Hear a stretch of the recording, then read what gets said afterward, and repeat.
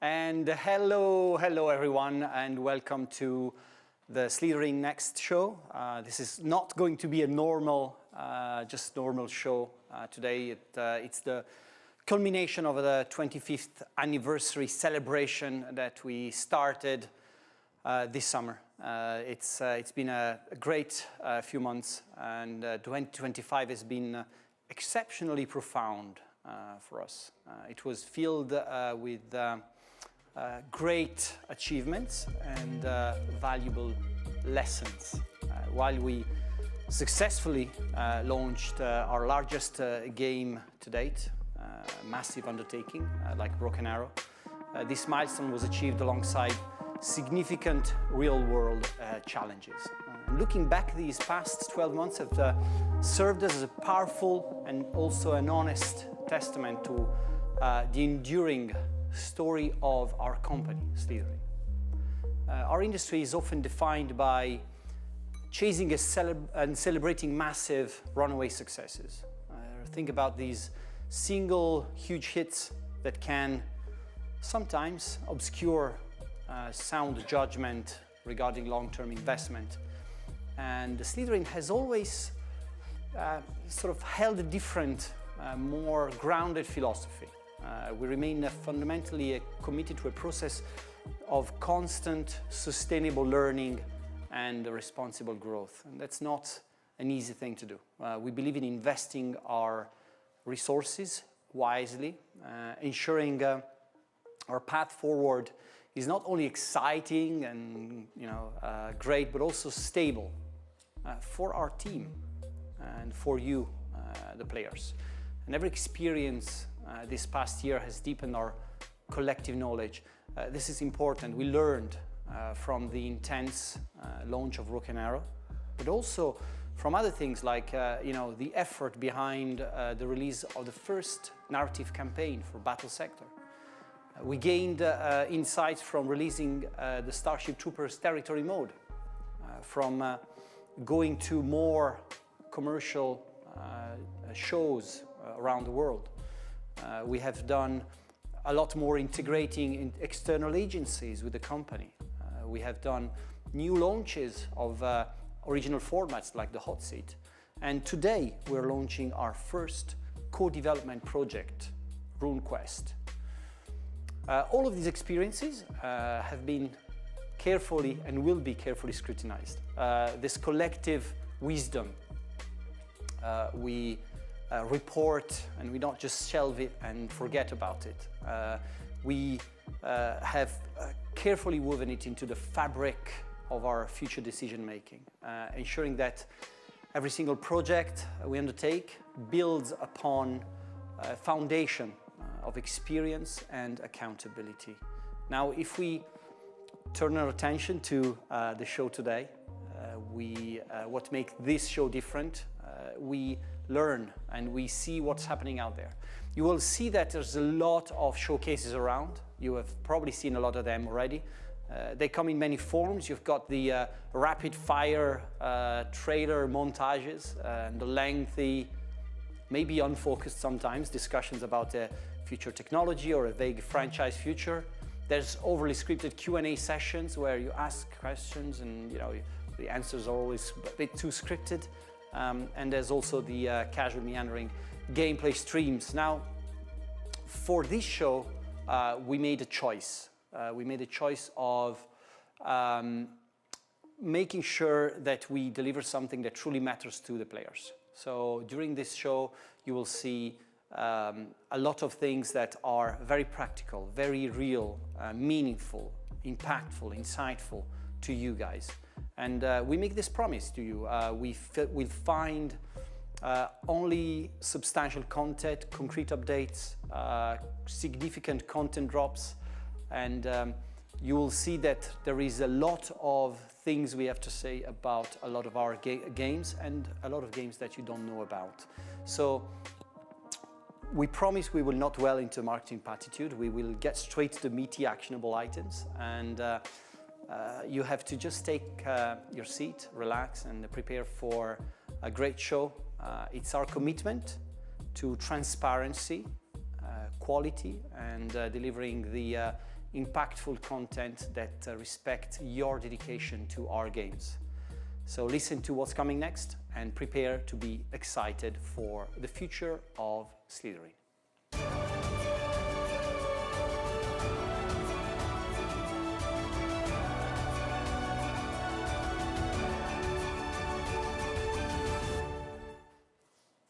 All right, here we go. So you can see that here we have some guests here. From my right to my left, Annie Sims, producer, internal producer at Slytherin. Alberto, you can say hello, Annie. Hello, I wasn't sure if I could or not. Hello. Good to see you, Marco. Alberto is our business development manager. Hello. And for the first time on screen, not because you're very young, Grant Arthur, who's game director on a game that we cannot mention today. No, we can't talk about that, Marco. Okay. Can we? What's in your glass there? This is water. Okay. And that's beer. Okay. So we'll make sure we fill that one, and maybe at the end of the show you'll tell us a bit more about what you're doing. I will.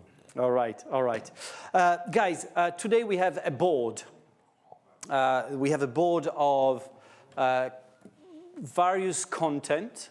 There's categories. It's kind of a quiz, so you've got the buzzers just before you. So when I say ready on your buzz, you just put your hands on the big red button, and we'll ask a question. Okay. Okay. When the question is asked, you first one to answer will have the luxury of seeing the secret behind the question. The first question we have to do today, the three categories are To War, Other Worlds, and What's Next, which kind of interestingly sort of goes into differentiating the types of games we do. The first question we're going to ask you is on the To War category, and it's going to be on the square item. Are you ready? Yep. Yes. Yes. All right. Which? Broken Arrow is the game. So we start with a big star, okay? Yeah. Are you ready? Yeah. Are you ready? Right, okay. So let's go with the question then. What unit is this? PZ 2000. All right, that's PZH200. You're like almost right, almost right. You were probably stealing the answer from somewhere. No. I have seen you lurking around the office for answers. Oh, it's cheating then. Perhaps a little bit of pre-show cheating. The first now. item of cheating, which is actually very, very welcome on the Broken Arrow subject, by the way. Oh. Just to start with a big boom. Controversial. For Broken Arrow, guys, we have a video to start with. We'll show you a video, and then we'll be back with news on Broken Arrow.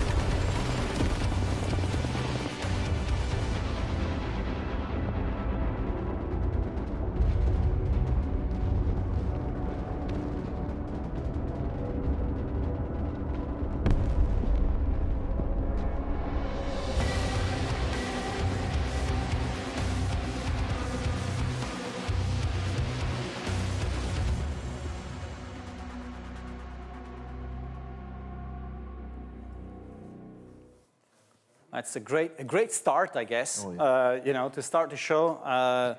Great to see that first time we've seen this trailer after a. Was it a couple of weeks ago we did the?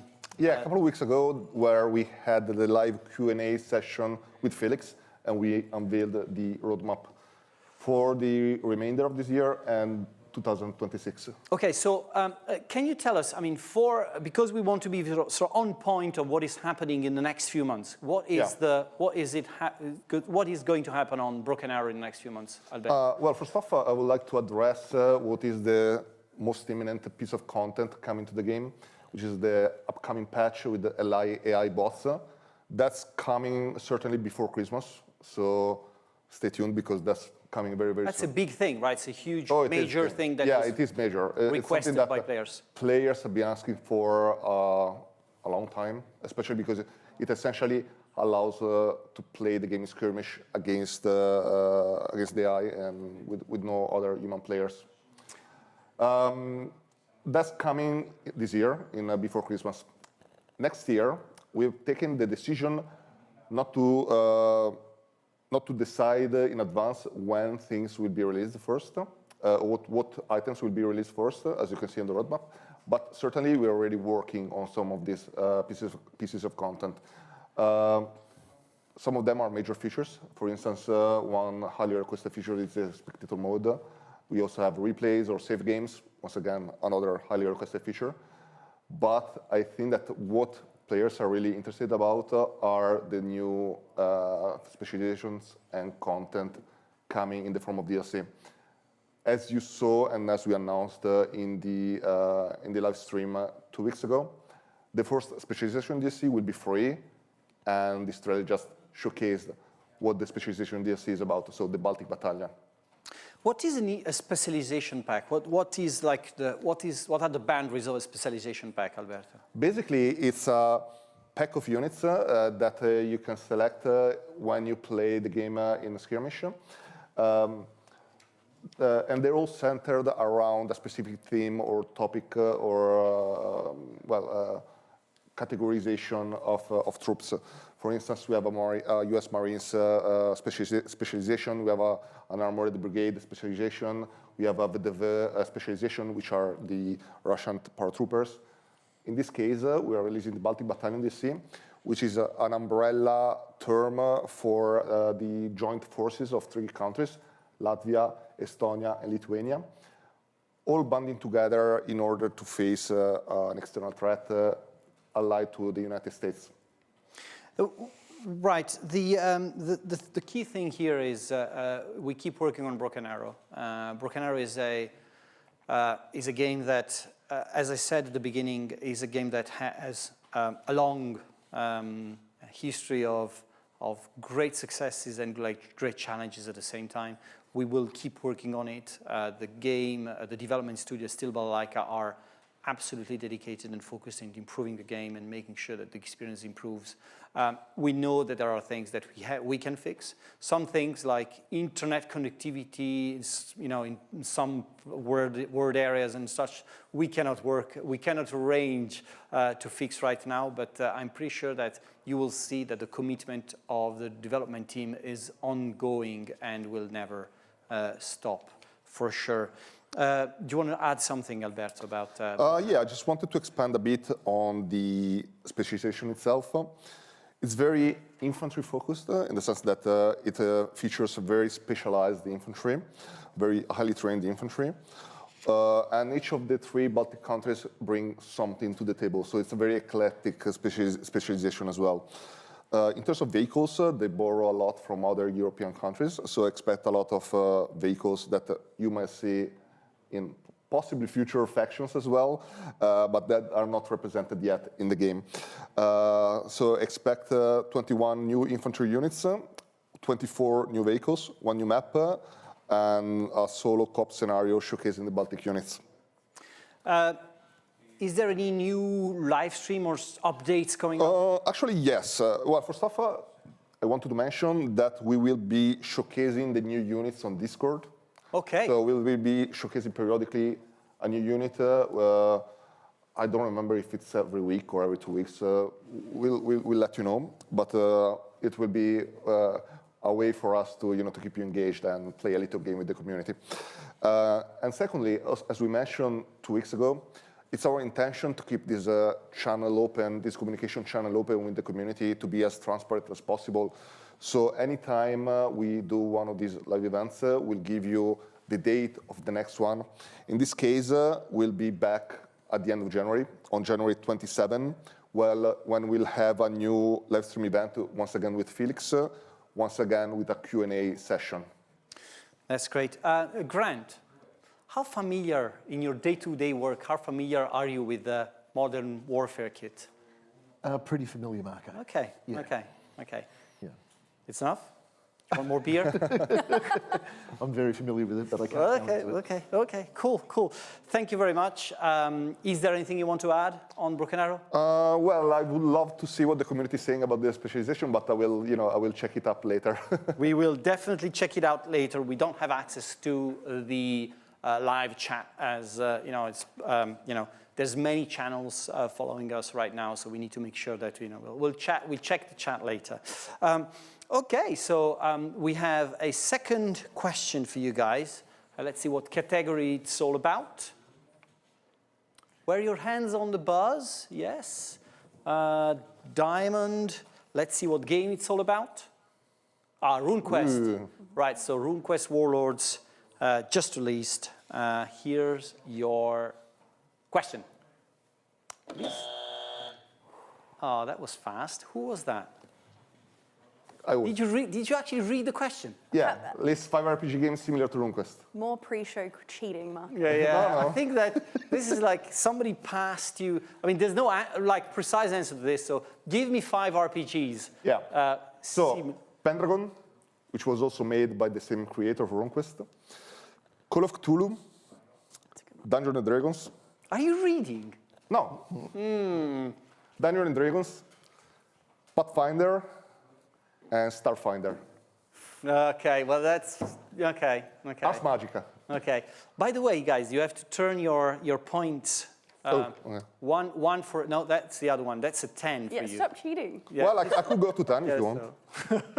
All right, so 1 point for Alberto, and going to show you a video of RuneQuest that we've just released. Welcome to RuneQuest Warlords, a battle-scale, turn-based strategy game set in the RuneQuest universe. Battles take place on grid-based battlefields, where terrain and positioning dictate tactics. Each unit exerts a zone of control, dominating nearby tiles and forcing enemies to engage or maneuver with care. Across 18 missions, go through a story of heroism, cruelty, and betrayal, meeting iconic characters from the original world of RuneQuest tabletop. Spend action and movement points to strike, reposition, or unleash powerful abilities and spells. Tactical reactions, such as opportunity attacks and counterattacks, make positioning critical. Magic powered by runes is a core mechanic. Every unit is linked to specific runes that unlock unique powers and spellcasting options. Heroes can also use advanced cult rune magic, providing both immediate effects and ongoing advantages during combat. Each of the 3 factions, Talistar, Chaos, and the Lunar Empire, fields a wide roster of units. The lineup ranges from specialized heroes such as the Chieftain, the Howler, and the Centurion, to powerful spellcasters like the Stormwalkers and Brew Shamans.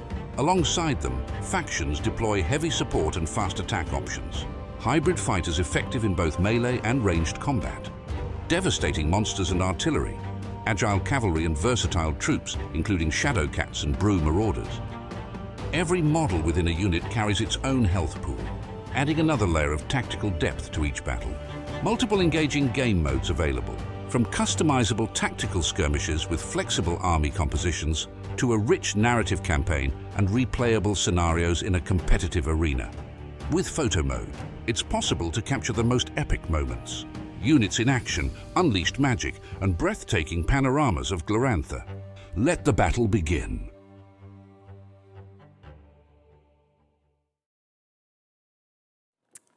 Let the battle begin. RuneQuest Warlords was just released, just about 2 hours ago. If that. I've seen it popping up on a lot of the Steam's new and trending games.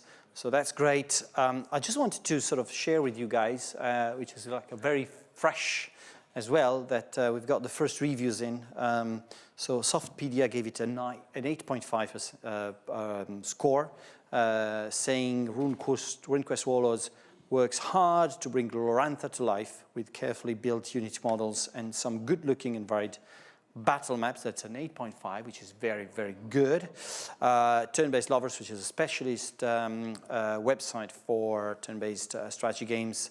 So I'd read this quote, which is interesting. You tell me how many other games you know about this. RuneQuest Warlords might be the most gloriously chaotic Bronze Age tactics experiment I've touched in years. How That's many? mouthful. That's very niche, but it's definitely a good quote that I'd mention on the Steam page. We have a lot of 7.5, 8, so it's off to a very, very good start. RuneQuest, Alberto. Yeah. Sort of give us a quick overview. I guess that we have done a lot of different streams on RuneQuest. Yeah. Can you give us a bit of an overview of what the game is about? Yeah. So basically, RuneQuest is essentially a turn-based tactical game set in the RuneQuest universe and the Glorantha universe. It's actually the first game set in the RuneQuest IP. There have been other games set in Glorantha, but not in the RuneQuest world. With this game, we really wanted to bring Glorantha to life. So the main feature is a single-player campaign.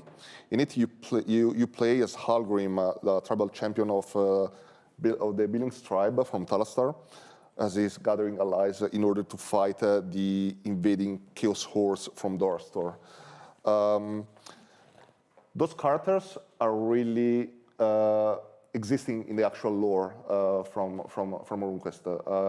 While we were developing the game, I went back and looked through a lot of old manuals, and it was so fascinating to find out about their lore, the backstory. It's great. To be honest, I wasn't an expert on Glorantha lore before reading all of this and before playing RuneQuest Warlords. But then, once I really started getting into it, I couldn't stop. It's just an amazing world. And I think that the developers really did an amazing job in bringing it to life. Yeah, I think it's worth. I mean, I mentioned Steel Balalaika earlier on the Broken Arrow segment, and I want to sort of keep mentioning developers of the different games we cover, because it's important that it's not only about Slitherine, it's about the development teams behind these great games. This game was developed for the first time. It's a co-development. We have developed with Virtuous and specifically with Volmi, a great development studio based in Kiev. So big props to them as well, because you've got to love the lore and the world of Glorantha to make it so vibrant. Back in July, August, we went to Gen Con in the US and met a lot of the fans of RuneQuest. And what we saw was that through admiration for how the models, the 3D models, the heroes of the RPG were depicted in the game, which is the best possible scenario for anyone who's making a game based on a license. So I mean, it's a beautiful game. The fact that you've got photo mode in there is a huge bonus. Yeah. You get to show it Annie, off. I think this is interesting because, of course, RuneQuest is based on the Battle Sector engine. It sure uses is. the Battle Sector engine. So that's the photo mode is is a core feature, I guess, of the Battle Sector engine, and we're bringing it to RuneQuest as well. Yeah, absolutely. I mean, being able to sort of get into the depths in a way that you wouldn't with, the classic camera of a game is just a bonus, and the fact you can do all those adjustments in the engine is amazing. Yeah, it's great. And so the game is out. It's being released today.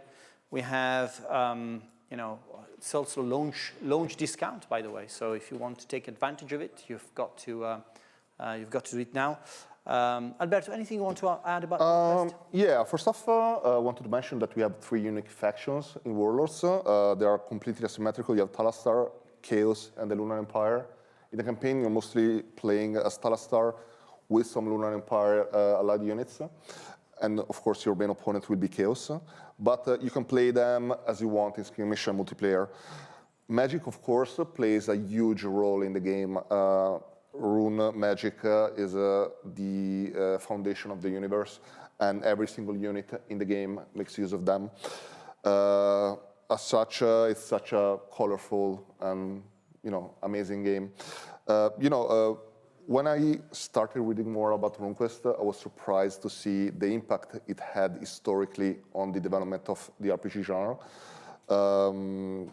When it released by the end of the 70s, it was basically the second most popular RPG in the world after Dungeons & Dragons. And when I saw all the innovations they brought to the role-playing genre, I was surprised. For instance, the D100 system, skill-based role-play characters, which are not really tied to a specific class, but are more like free-form, and you can just create them and shape them as you like. That's all invented by the RuneQuest creators. And there are so many games that. Yeah, I mean, the impact that Chaosium had on the RPG world has been amazing. So it's been great to work with them, and they're celebrating a lot of anniversaries this year. So it's great that RuneQuest releases just for that, and we are extremely honored to have worked with them on this game. So check it out, and this is the first of the releases that we have today. It's not the only one. You'll find out more as we proceed in this show. I want to bring back the board here and to say that, Grant, you can put a point to your scoreboard, because I've been told that your answer was actually correct. My notes were wrong. Ooh. So you actually cheated correctly. So it was actually, I'm very sorry I've called you a cheater. Very clearly, Alberto is the cheater. Third question on the category is To War, okay. And what game is all about? Ooh, Battle Plan. All right, Battle Plan is an interesting one, so stick to that. So I'm going to show you the question. Okay. Then you read the question, and then I'll tell you when you can buzz, okay? Okay. Okay. All right. So read are the you question. saying like go or something? Yeah, I'll say something. Okay. Makes me Okay, read the question then. What question is that? Which game does not include a tactical planning phase in its final version? A tactical planning phase in its final version. Be careful, all right? The options were Rainbow Six, Ready or Not, Zero Hour, and Payday 2. All right, 3, 2, 1, buzz. 0 Hour. That's wrong. No. That's wrong. Payday? No. It's not Payday. No. Now, Annie. It's 50-50. So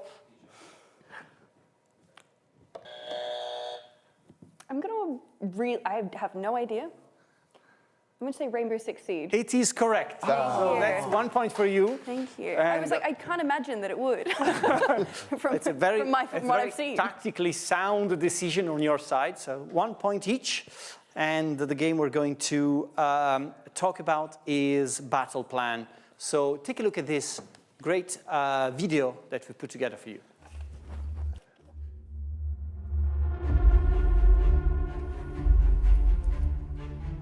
We're expecting an attack. We've pushed our troops too far into enemy territory, and now we need to hold the line. Consolidate our position and be ready to defend it. We'll establish our defensive line along this sector. Let's issue the orders. Dig in deep and strengthen the front line. That's the plan. During the battle, we hold the line and maintain steady pressure. If we lose this position, everything unravels. Whatever comes down that road, we must hold.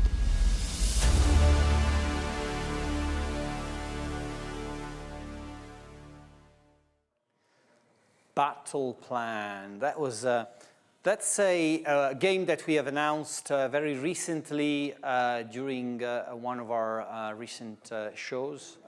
It's captured people's imagination, like very few games do, I have to say. So Battle Plan is a very peculiar game, and I want to ask Alberto about this. It is a very peculiar game. Some people have seen it, are seeing it as the battle, like war mode of a Hearts of Iron type game. So can you tell us a bit more about this, aspect of the game? Yeah. People will have seen some elements of Hearts of Iron in Battle Plan because the front lines feature it has some similarities to Hearts of Iron, but that's the extent of the similarities between this and Hearts of Iron, in the sense that this is for stuff not a grand strategy game. It's a strategy game about warfare. There's no economy, there's no diplomacy. You just fight in specific battles.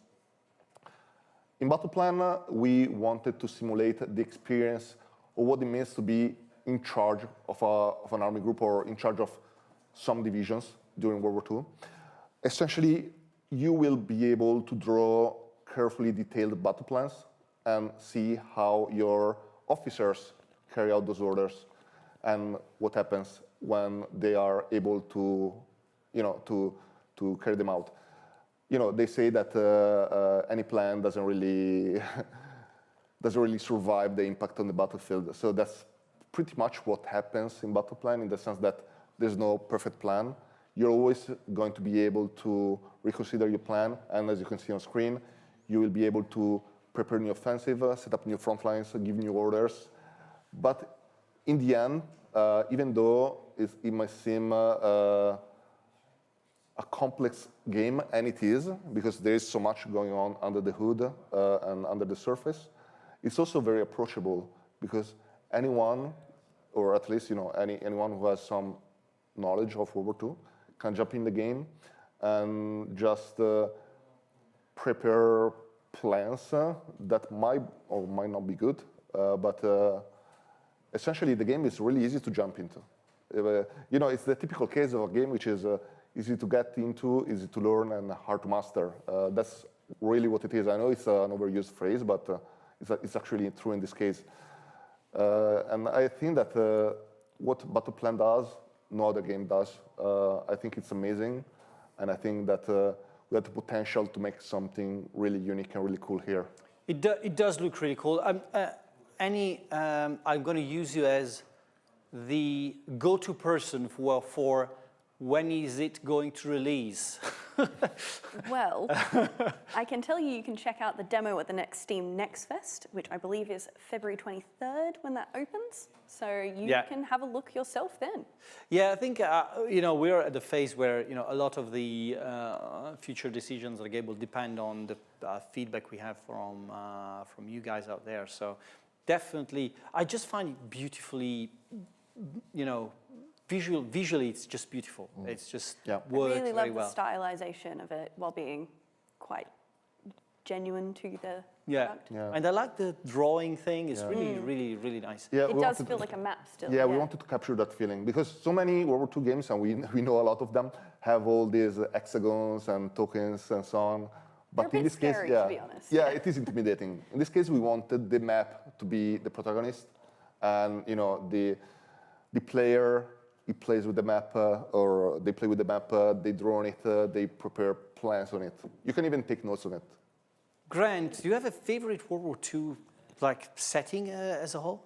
I do indeed, and it's an area of on the Normandy battlefield, and it's called the Maisie Battery. Okay. And when the Allies landed here, it's not Pointe du Hoc there, but at Pointe du Hoc, they expected to find the main German field guns, and they weren't. The guns that were meant to be protecting the beaches, they were actually located at the Maisie Battery, which was behind. When the Allies did go through and discover the battery, all they did was bury it. They didn't destroy the guns, they buried it, basically covered it up. All right. And it was an English guy a few years ago who found the field, dug it up, and now it's an attraction you can go and visit. But it's exactly as it was in World War II, June 6th, 7th, 8th to this day. It's exactly as it was in World War II. That's great. So it's awesome. So that's your favorite. Do we have it in the game, Alberto? As I said, yes. Well, we have Normandy. We have the first mission in the single player. Well, actually, let me cover the contents of the game because I haven't spoken about it. The single player campaign features the Western Front from the Normandy landing up until basically the end of World War II. You will be commanding either American forces or Canadian forces or British forces. There will be a heavy system of army customization between battles, in the sense that you are carrying your forces from one battle to the next. Units will gain experience. You will have to replace casualties, which will also have an effect. You have to manage your chain of command. Officers have traits, and they can evolve over time. And yeah, as the first scenario will be focused around Cayenne, I'm pretty sure that the area that Grant spoke of will be... It's there. Yeah, okay, it's there. Cool. And also mention, as I said at the beginning, also always mentioning the development team behind the games. The development team behind this game is called Foolish Mortals. They are the biggest development developer in Saskatoon, Saskatchewan. The biggest development team in Saskatoon. But they're not the only one. They are famous for They're not the only one, because I've met the second biggest developer in Saskatoon. we did meet them. They did a great game called Casual Wars, which I found a really, really nice strategy game. So they know what they are doing. Great job, guys, on the game. And looking forward to Steam Next Fest for checking out the demo. All right, guys, so let's go back to our board. And again, we want to be focused on really meaningful content. So let's go back to the board. And the next question is on the Other Worlds category up there. And what game is it all about? Ooh. Stargate Timekeepers. Best game in the world. Yeah, I mean, this is a question you're gonna like. So check it out. How many movies and TV series are based on the Stargate IP? I can see people counting there. All right, so 3, 2, 1. Annie. You went. Well, maybe a buzz before he I can see the light. I can see the light. Annie buzzed before. Okay. Was it 5? I'm sorry, no. Do I go? No. You put your hand on the buzzer. Grant, So, should we just say random numbers. 6. Nope. Yeah. 4? Nope. 3.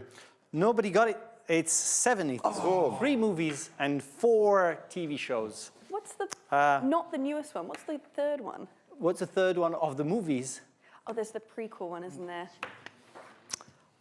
Let me share with you a trailer. Yeah. Hostile, 12 o'clock and 6 miles.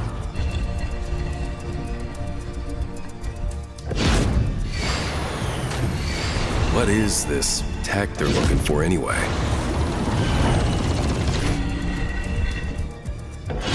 It's some kind of weapon left by the ancients. The kind that decides who wins the war. Have Moloch's warriors been here before?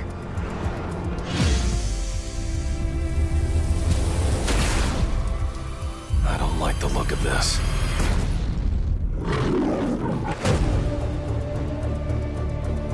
That was above and beyond, Colonel McCain.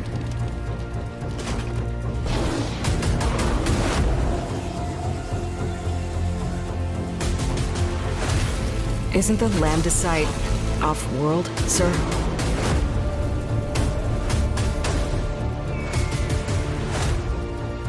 You heard the General. Fire at will. They're attacking the target.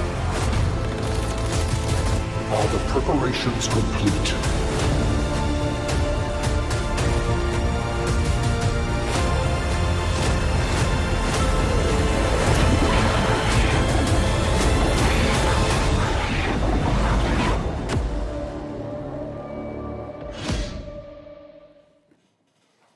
Well, the news the big news. Annie, the big news is that Stargate Timekeeper is coming to console. Yay! You're going to be able to get it on PlayStation 5 and Xbox Series XS. That's great. Annie, just a few just words about Stargate.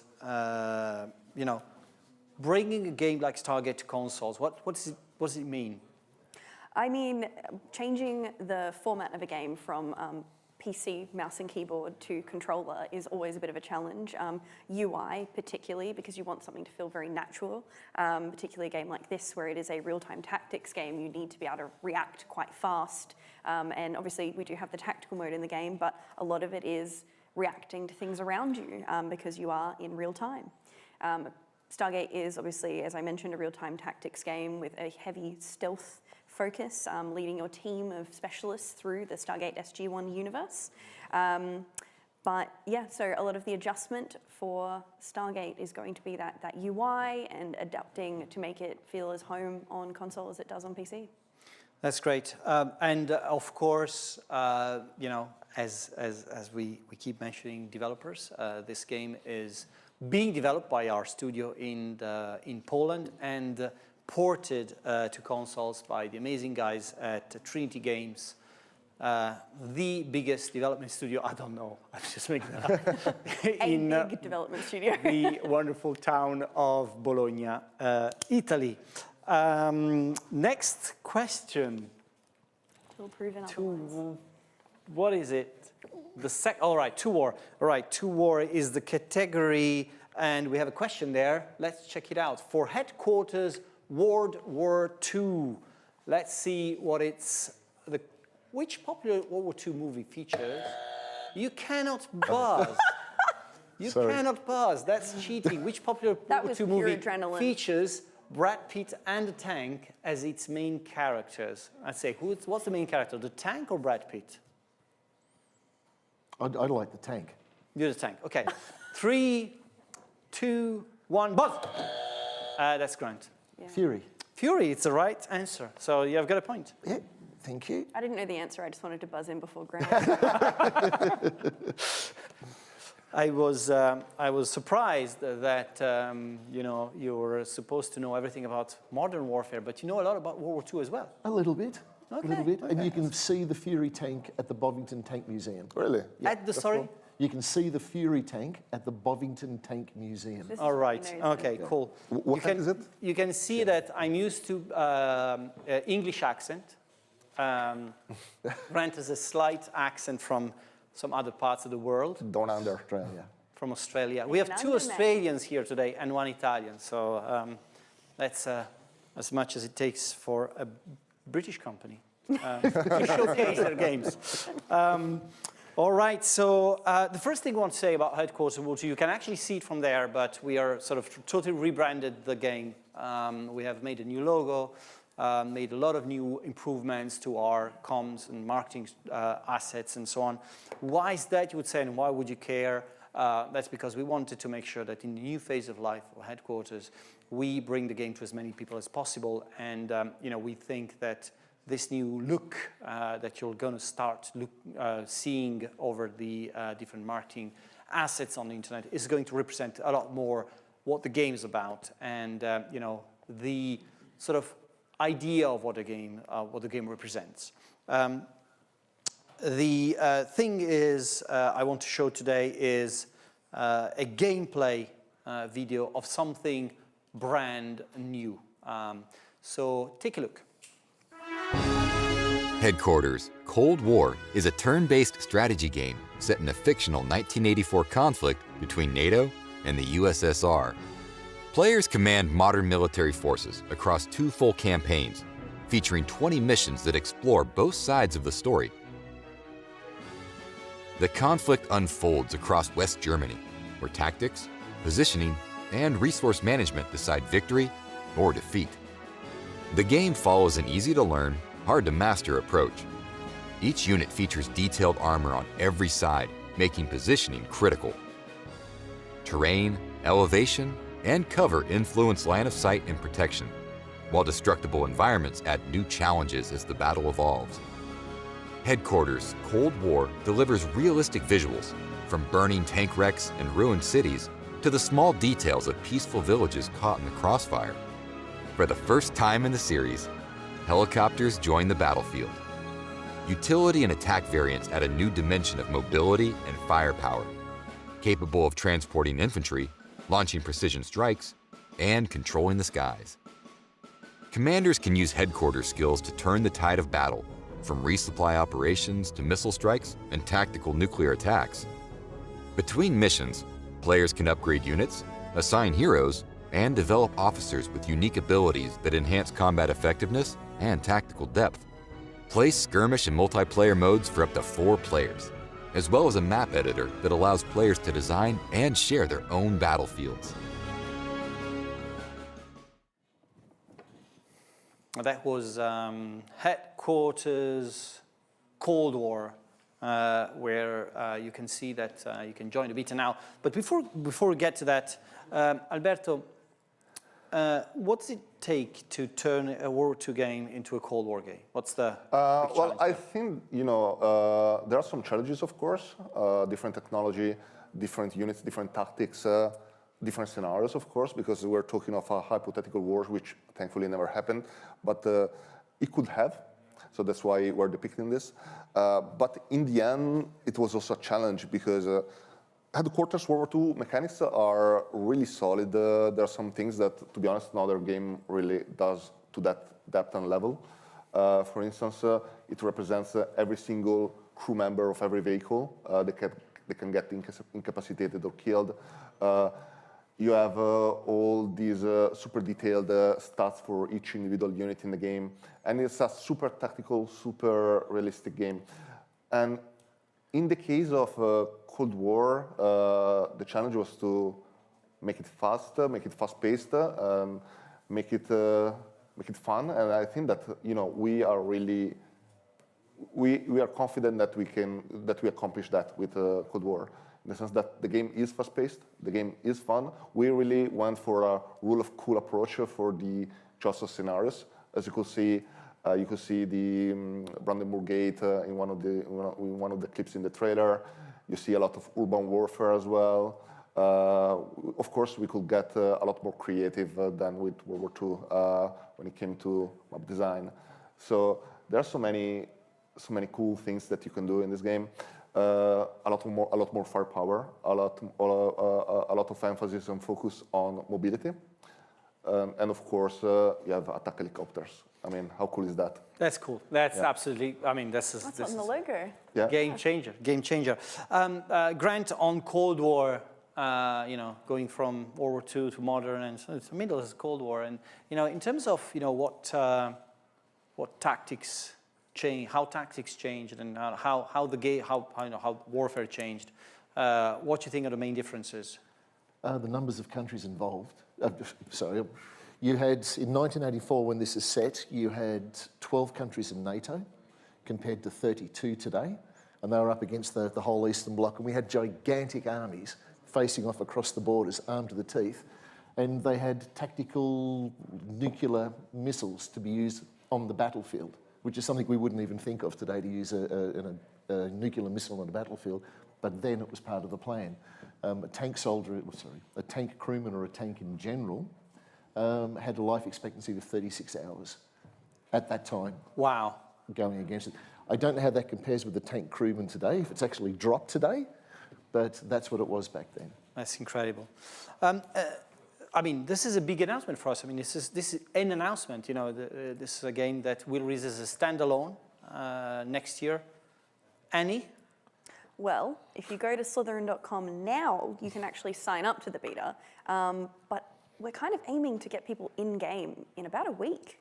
All right, so the beta is as close as that? Yes, okay. Really soon. All right, so guys, you have to sign up on Slytherin.com/betas, and you'll be hopefully granted access to the beta, and you'll be straight on Cold War in a week's time to make sure your Christmas time is on a new game beta, and give us your opinions about how the game is. And of course, the developers behind this game are the ones that made Headquarters World War II as well.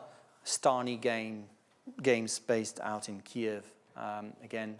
So congratulations to the team for a great game. Before we get to the next question, we have the board already. Just quickly, Alberto, are you going to be able to play from both sides, right? Yeah, there are two factions, NATO and Soviet Union, and there will be two campaigns, one for each. Okay, cool. All right, well, thank you guys. Board again, and sorry for the slight misalignment there. And we have this, is it a sixth question, right? Put your hands on the buzzer, and it's on Other Worlds, and it's about Battle Sector. Let me check what the question is. I have my notes here. They're probably going to be wrong, but... okay, which of these colors, which of these does not belong to the standard color schemes for orcs in Warhammer 40k miniatures?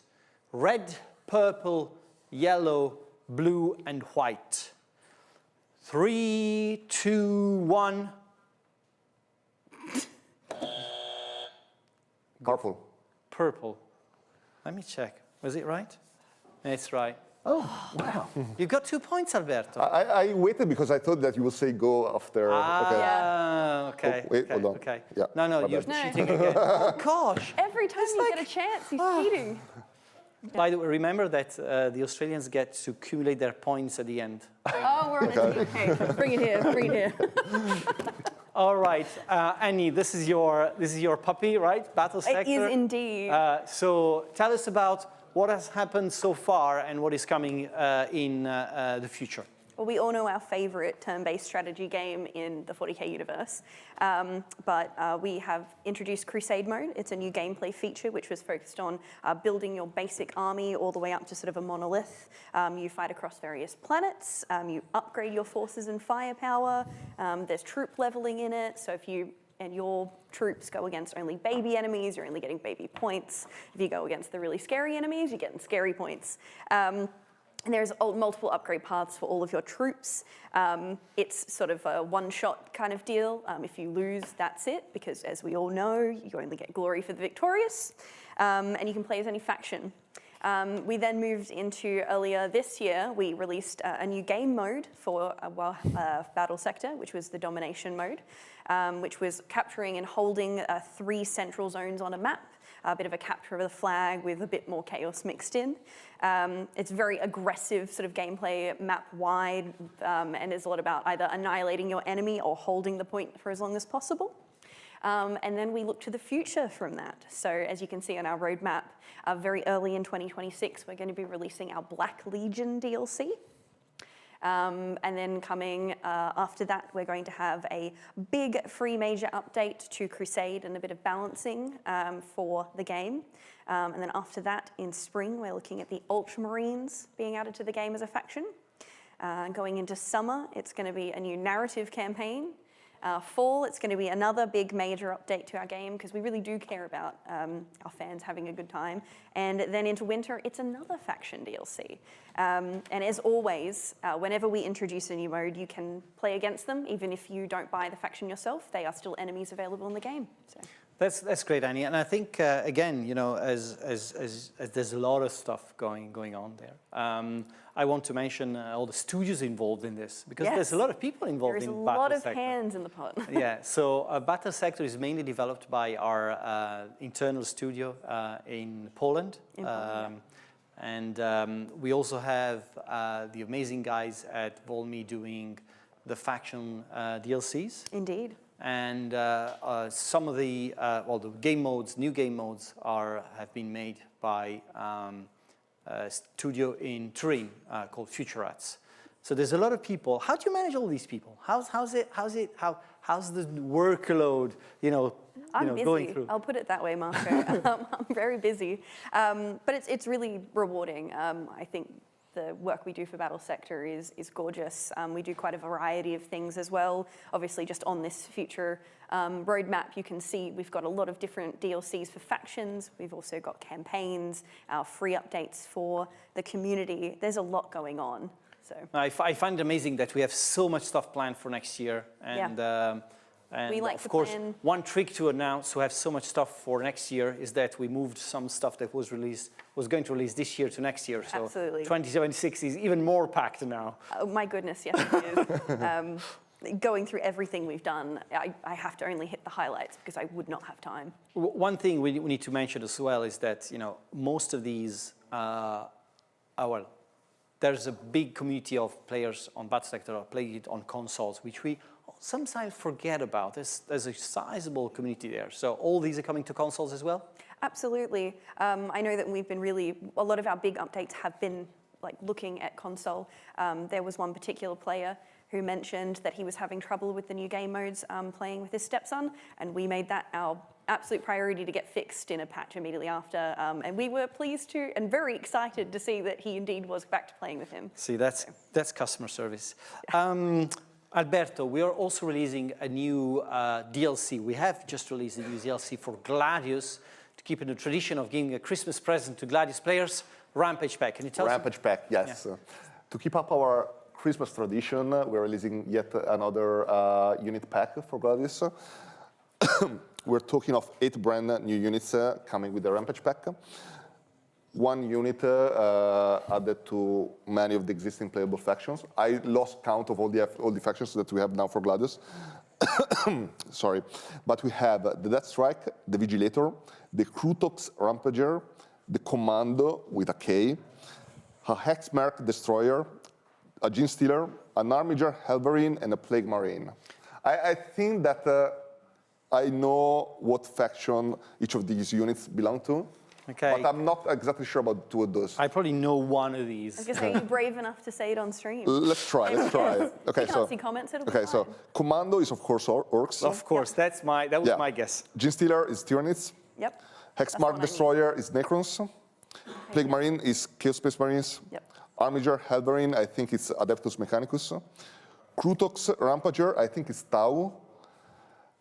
Deathstrike and Vigilator, I'm not sure if whether or not one is Astra Militarum and Space Marines or the other way around. I would say that Deathstrike is Space Marines and Vigilator is Astra Militarum, but maybe the chat can just prove me wrong. All right, I won't add a point to your scoreboard, but that was very well done. Thank you. Very brave. Very, very well done.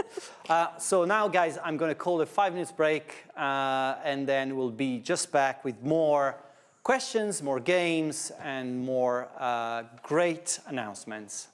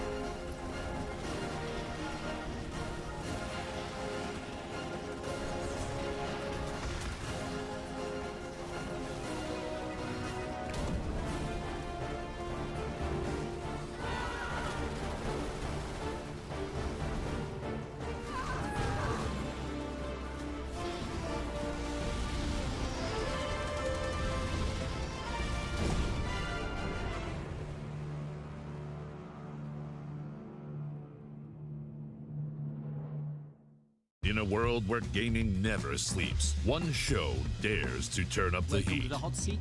We bring the giants of the gaming world. Oh my God. Don't make me shoot. No doubt.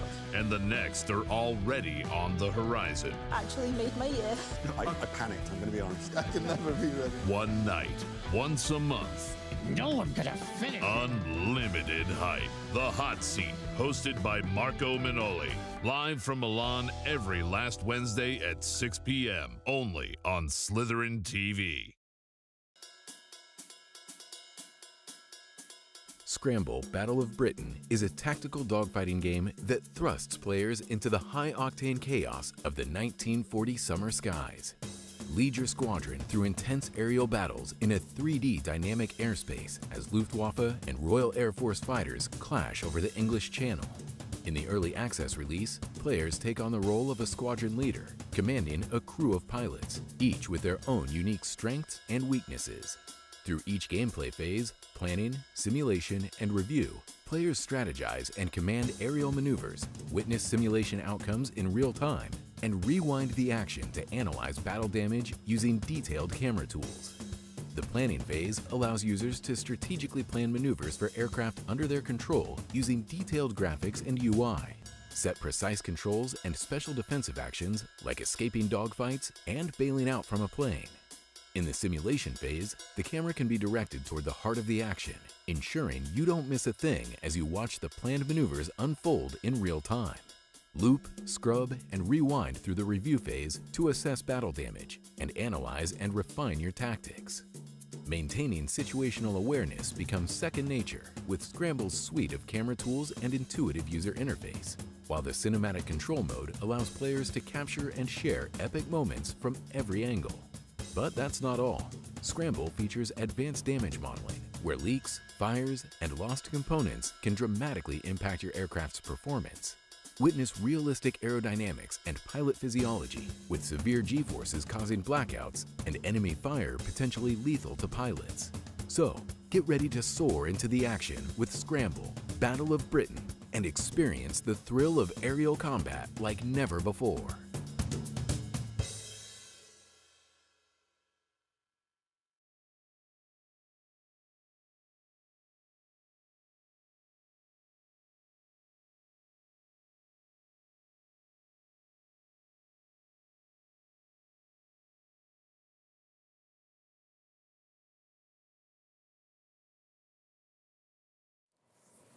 And welcome back.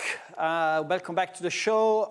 Before we go to the next game in line, I want to give a massive thank you to the streamers who are co-streaming or riding their audience to our Twitch stream today. I'm going to read them all, just because it makes a lot of sense to name all the partners that make strategy games so important to their lives. So Angry Joe, Andrew Channel, Andy Stake, Boken, Burke Black, who is streaming tomorrow. We have agreed with that. He's traveling now.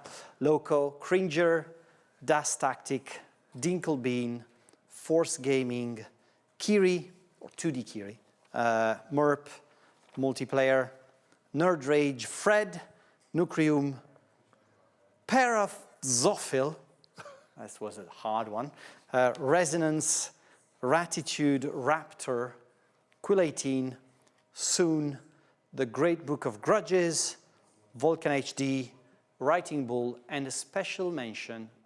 This show is dedicated to the memory of Dan Field, a French streamer who passed away a few days ago. We did a lot of strategy streaming, and we're, glad to make this his show today. Thank you, Dan, for all you've made for the niche segment of the gaming industry. All right, guys, welcome back. It's great to see you again. We have a lot of games to cover. We're about halfway through. So you feeling okay? Yep. Yeah, good. Good. It was very fun. Grant, all good? Enough beer? I could do with some more. Of course. Bring some beer to Grant now. So the next question we have is in the category of to war. Okay, back to war. No. This is ICBM. ICBM escalation. So the question is, which of these does not include a mention of ICBMs? House of Dynamite, great movie by the way, Broken Arrow, Stranger Things, and The Iron Giant. Now, 3, 2, 1, buzz. Alberto. House of Dynamite? No. The Aussies are back. 3, 2, 1. Annie? Is it Stranger Things? No. And Grant? Iron Giant. No. What? Broken Arrow. Really? Does not have any mention of ICBMs.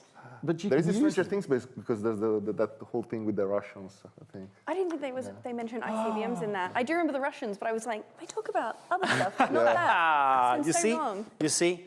No points, but still the Aussies are winning 3-2 at the moment. Well, I've learned something new, and that's so valuable. That's great. That's the most You valuable can use thing. atomic bombs, though.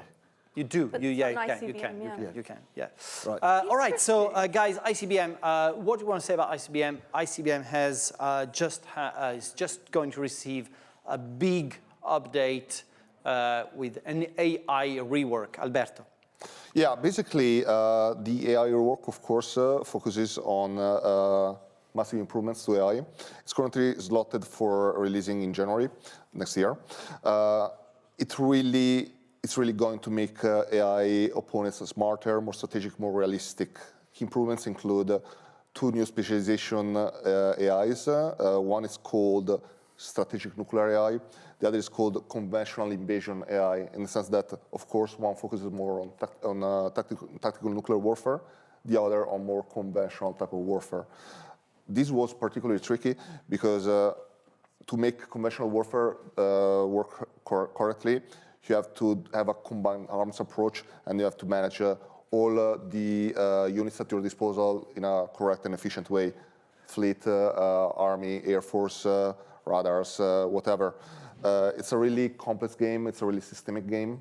So it's not trivial to make an AI which really behaves in a very efficient and realistic way. And we think that with this update, the developers really pull it through. It's really smarter in risk assessment and in tactical behavior. So it's treating strategic assets as something really valuable, and also taking into account things like hazard zones and engaging in realistic battlefield decision making. So on top of this, it's also a lot more efficient in engaging into diplomacy and intelligence and escalation control. In the sense that it will behave realistically in that department as well, which is, of course, super important for this type of game. Grant, we talk a lot about AI these days, and about generative AI and AI in games and so on. So I don't want to do into the the subject of how you use AI and stuff like that. But it's interesting to see that we're doing an AI rework for ICBM. A lot of the games now have this thing where we generate assets with AI, but still a lot of games have a lot of problems with having realistic AI. How do you think about ICBM, tactical games, more strategic games? What difference in building AIs for these games? Oh, it's going to make a huge difference because we can see war and what's going on now, and there's an expectation of what these games should have in it. Like if you didn't have the unmanned aerial vehicles and you didn't have this, it just wouldn't be contemporary. Now, the thing is, with the AI in warfare, they're looking at everything being autonomous to be able to go onto the battlefield, look for the enemy, make a decision, act on the enemy as well, and do what they have to do. So that's the goal. But in the games themselves, we have to reflect that as well. It has to become as complex as the audience expects it to be, because that's what the standard is. That was a roundabout answer. Yeah, no, absolutely. And I find it fascinating that, this is like interesting to see how you want to mimic what's happening on a battlefield, but also, trying to make it something fun, for the players, which is not always granted, right? Yeah. It's the whole world is gearing up towards the AI and everything else. And also, when you're making a game like this, making sure that the AI in the game works intelligently, and that's when our coders and the skills of the coders come into it and their knowledge and everything else. It's a huge thing. And this is showing it right there. No, absolutely. On ICBM, Alberto, we have a new thing which is kind of on the side, but I guess interesting. And Grant knows this. For our games, we do a lot of research. We do tons of research on them, like literally. And sometimes this research is sort of not visible. By the way, the ICBM developer is a development studio based in Barrie called Softwareware, with the help of some Canadian folks as well. Just to mention, I just want to get to the point that these are all development people working on the games. As I said, we'll make a lot of research. And a couple of years ago, I think, we started this program where we wanted to give more visibility to the research we make for the games. And we launched this new format called A Lens On. Snapshot was the first one that we did for Field of Glory Kingdoms, where historian Dr. Claire Kennan was explaining, all the different insights on medieval history. Now we're launching a new season of A Lens On Snapshot called based on ICBM and with a new expert, of course. It's Dr. Benedict Walsh, who is an expert in technological advances and nuclear diplomacy. We're going to showcase the first episode of the show now. Hello, my name is Ben Walsh. I've been a historian and history teacher for over 35 years. I've written a number of textbooks focusing particularly on 20th century world history, including the Cold War. All of this is primarily aimed at improving the subject knowledge for teachers to help them make history even more exciting and interesting for their students.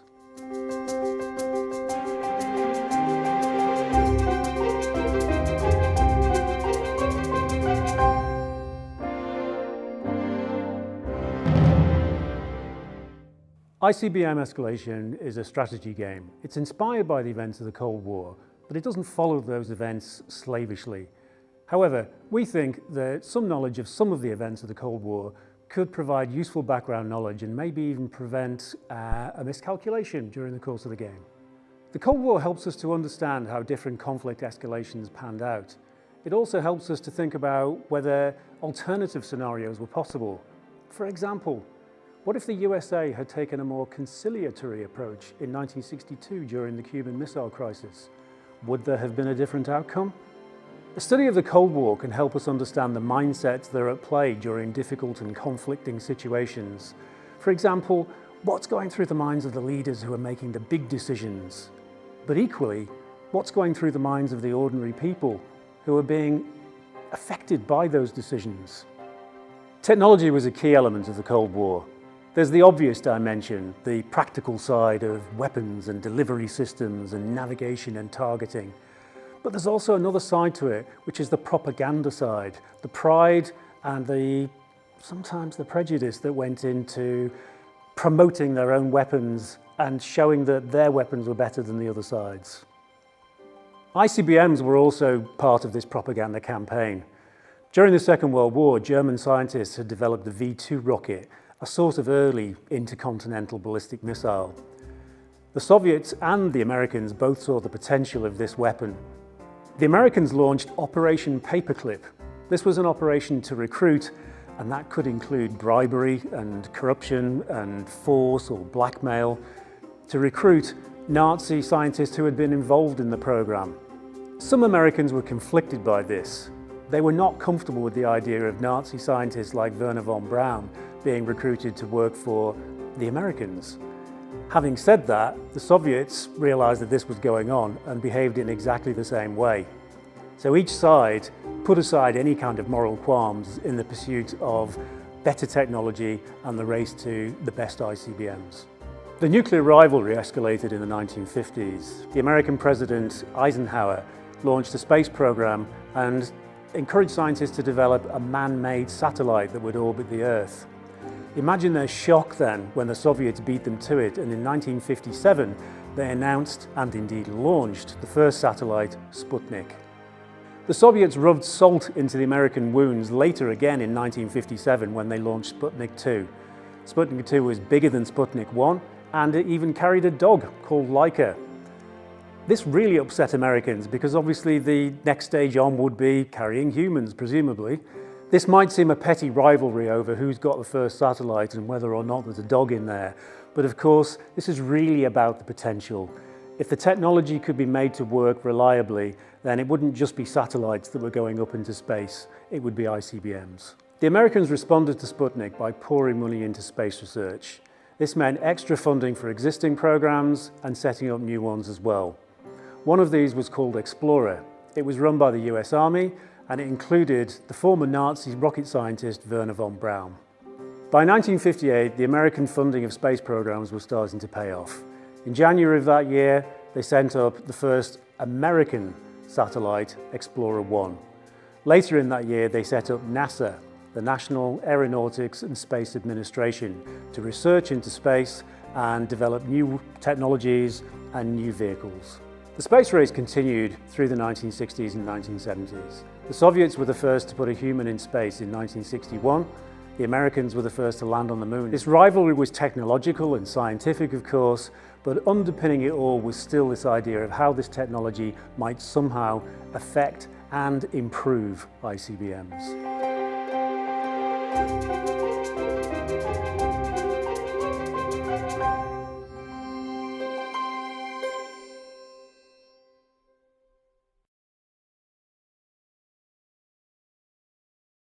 And this was the first episode of a Liaison Snapshot dedicated to ICBM.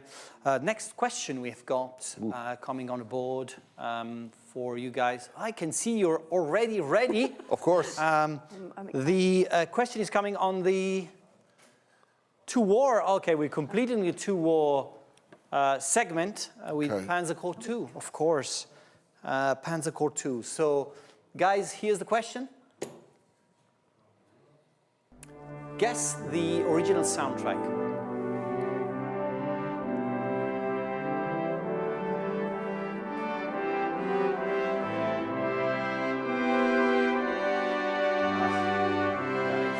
Can we buzz?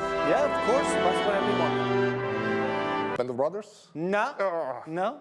Close. Anyone else want to try? Saving Private Ryan? You've got to buzz. Saving Private Ryan? That's correct. Oh. Yes. And Grant takes the lead. Yeah. I've got to remember to buzz when Grant forgets. All right. It's my turn to cheat, Marco, please.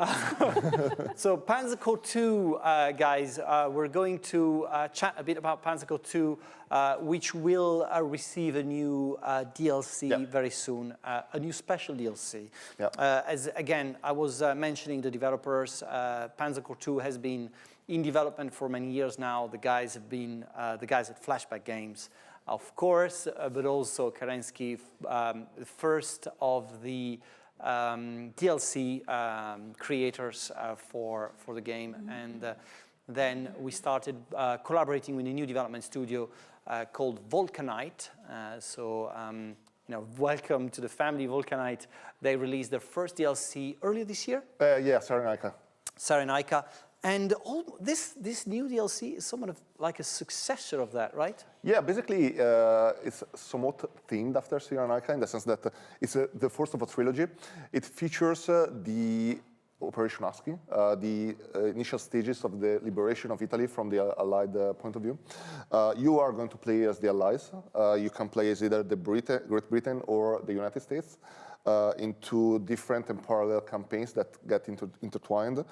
And the first DLC will feature the first stages, so the liberation of Sicily and the first landing in mainland Italy.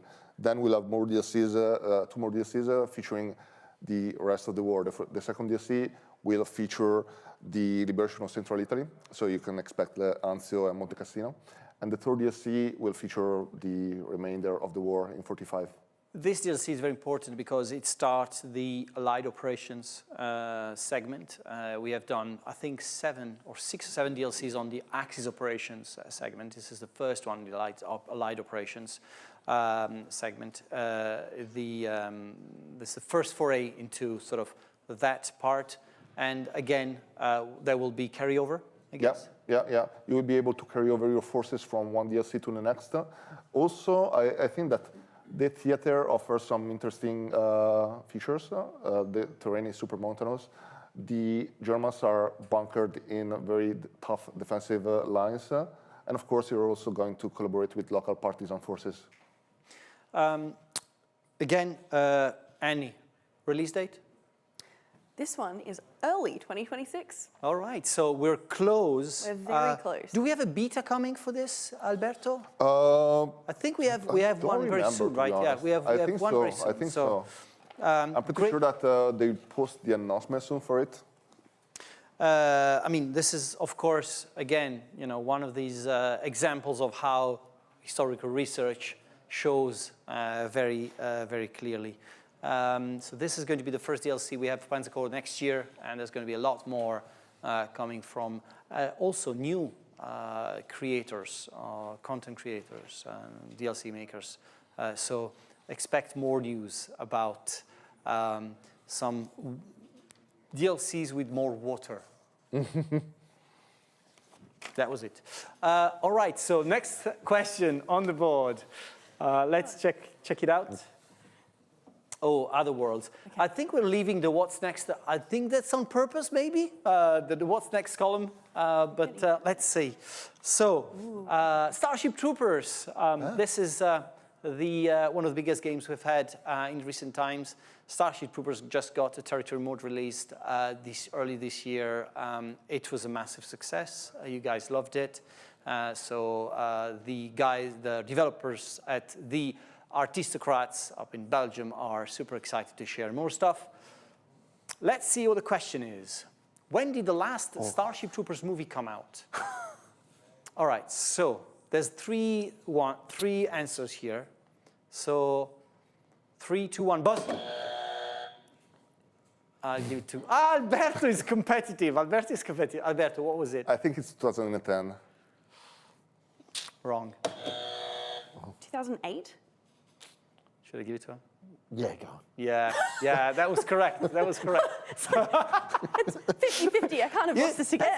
That's okay. Okay, you've got 2 points. You're tying with Alberto. Time flies. Grant is still in the lead, and Starship Troopers. So I said we've done a territory mode. What is coming up next, Alberto? What's coming up next is a new DLC called Eradigators DLC. It's a battle group that you're going to be using on the territory mode. It's a special type of army, especially focused on R&D-based units and technologies. So you can exterminate arachnids with deadly chemical substances, pulverize them with powerful nuclear and radiation weapons, and utilize top-secret prototypes and things like that. It's really a top-secret kind of DLC, kind of unique in their own gameplay. One thing about the idea of a battle group, right? How it ties in with territory mode and how it will develop over time. Yeah. So basically, territory mode, it's a mode about capturing terrain and taking control of vital key points across the map. And we wanted to make it replayable by offering both a selection of different maps. So when we launched the territory mode, we shipped it with a lot of different maps, as well as offer the opportunity to bring in different type of units in the game that you can tackle the territory mode in different ways. So for instance, when we launched the territory mode, we launched it with the Ground Pounders battle group, the Hellraisers, and the Peacekeepers. Each one bringing different units and having a different gameplay style. And now we're bringing the Eradigators to it. And there are also ideas for future battle groups as well. As I said, Starship Troopers is in development at the Artistocrats. This game and this studio has put so much effort into bringing this new mode to give a new life to the game. Up until now, we have only released story DLCs. Now this is taking the game to a completely new level. We have seen a lot of new players coming back to the game, which was fantastic. And I look forward to see how many more coming back. Annie, when is it releasing? Well, this one I can say is early 2026, but specifically in the first few months of 2026. It is. I mean, I like it how you never commit to much, which is very... what is it, under promise, over give? No, yeah, I mean, and then on the 1st of January, boom, you've got it. Boom, they're all arriving. Keep your wallets ready. No, that's great. I think Starship Troopers will get this DLC very, very soon because there's so much happening in the future of the game. So look forward to what is happening next. The next question I've got for you is on the board now. Oh.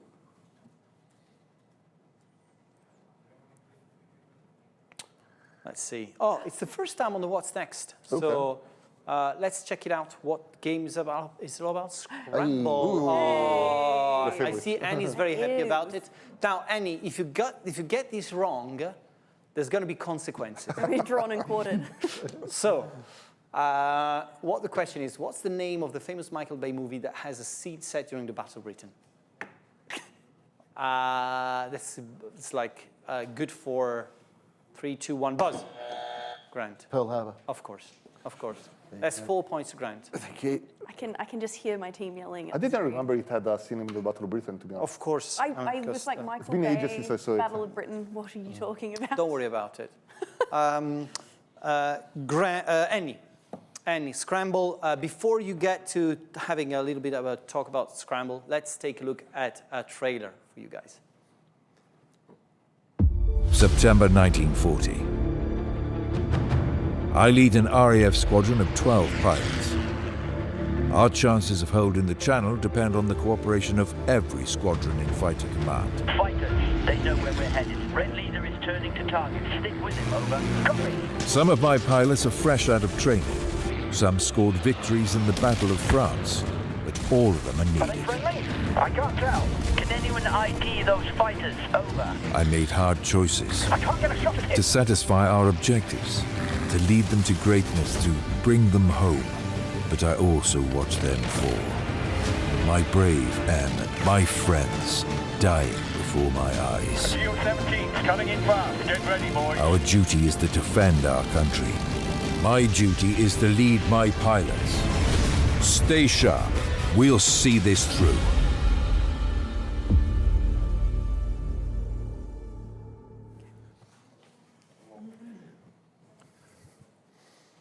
All right, Annie.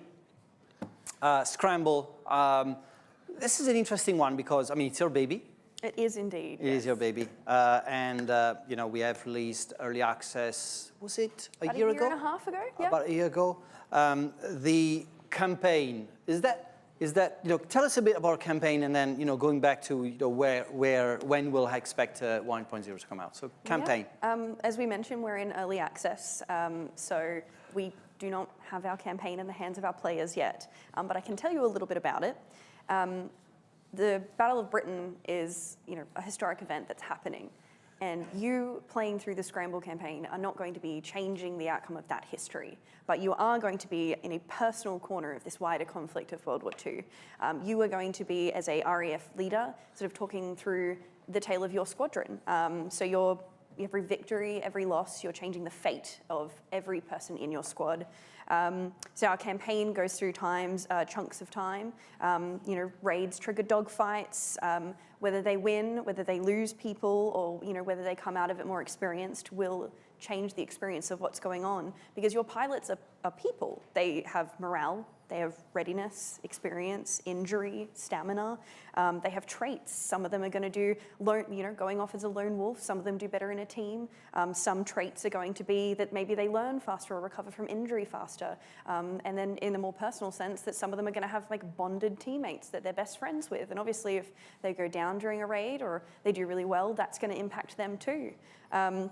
We really wanted to have what was the equivalent of a memoir of a pilot be played out on your screen through this campaign. So that's pretty fascinating to see that. I mean, it's all started with a skirmish game with planes, right? Yeah, absolutely. And now we have more like a human aspect to it, which I find fascinating. Yeah, it is, at its heart, it is a dogfighting game, but you're really attached to the pilots that you are playing with, because they are playing alongside you almost.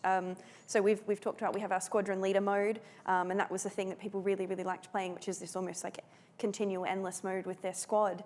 And as we added, fighters like the Hawker Hurricane or bombers like the DO-17, that stayed consistent. Even with multiplayer updates, people wanted to see their pilots' names still alongside their friends' usernames. So that was definitely part of it. Annie, I know it's, but you're the release person today, so we have to ask, when is 1.0 coming out? Is the campaign mode release going to be the 1.0 thing? It is. So it is going to release alongside our 1.0, and we are looking at spring 2026. Oh, that's great. Spring is not too far. It certainly isn't. So again, I'll let you also join me in this, but development team here is an internal development team. Absolutely. So big props to our guys, especially John, Spencer, and Miguel, who are working tirelessly on this game. You guys have been instrumental to making this game. I can see. I think reviews are around 90% on Steam. Absolutely. There's a fascination towards the model, the combat model, and how Scramble plays. Yeah, Scramble's very interesting. Like it is partly a flight sim, but someone described it to me as chess in the air the other day, and I thought that was probably the most apt description I've ever heard of Scramble. It is a dogfight game at its heart. Yeah, that's amazing. That's amazing. Thank you very much. I've got here. Sorry, Graham. I need to give you more beer because there's people in the chat asking about. Do you know anything about Combat Mission? I do know a fair bit about Combat Mission, yes. Okay. Yes. Okay. But you can't talk about it. No, I know about Combat Mission. It's been around for 25 years. It's an amazing title, fantastic. But that's as much as I can say. I don't know anything about the future. Okay. And you're sure about that? Yep. Okay. Yep. My lips are sealed. Okay. We have, before we go into the next game, I forgot to showcase the Starship Troopers trailer for the Eradicator. So I have to apologize for that and apologize, Lucas, for this. So let's take a look.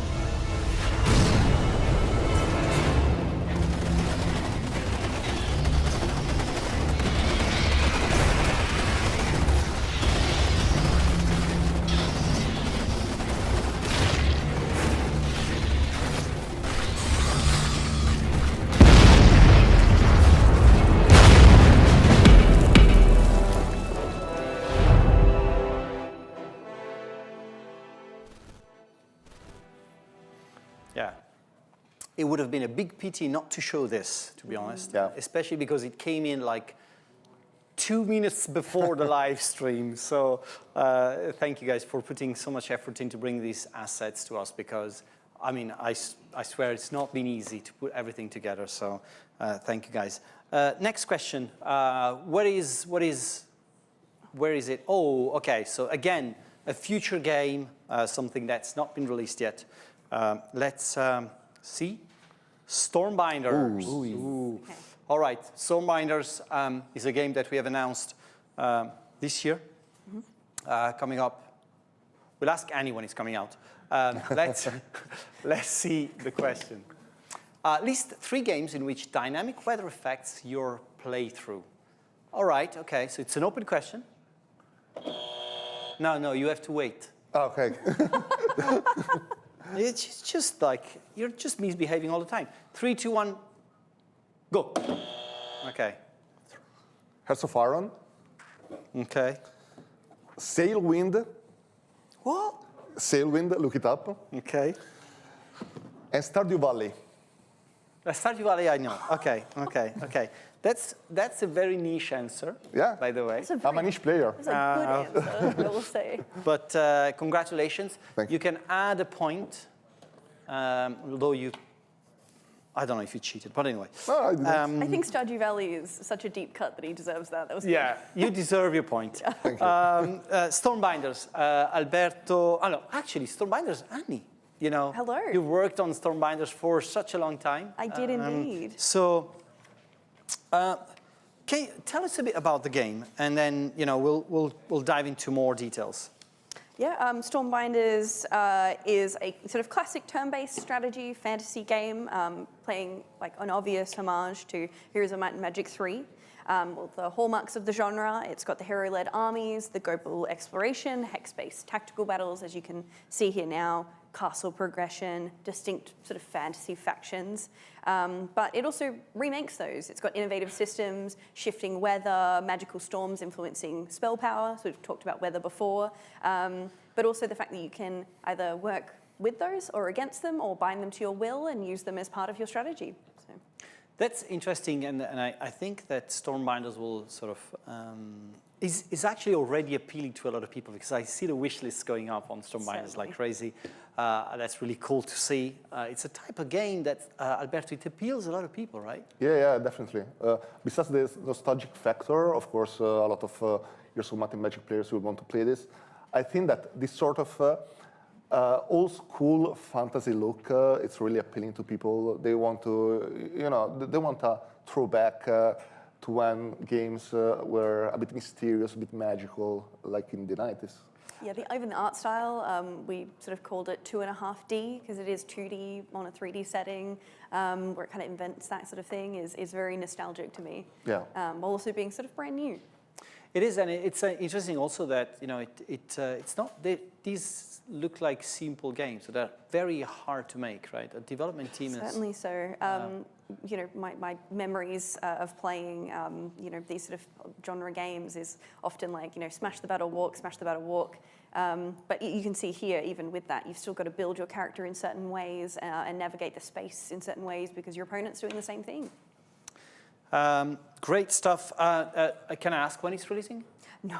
No, you can't. It's a secret. I'll never tell. I cannot say that one for you.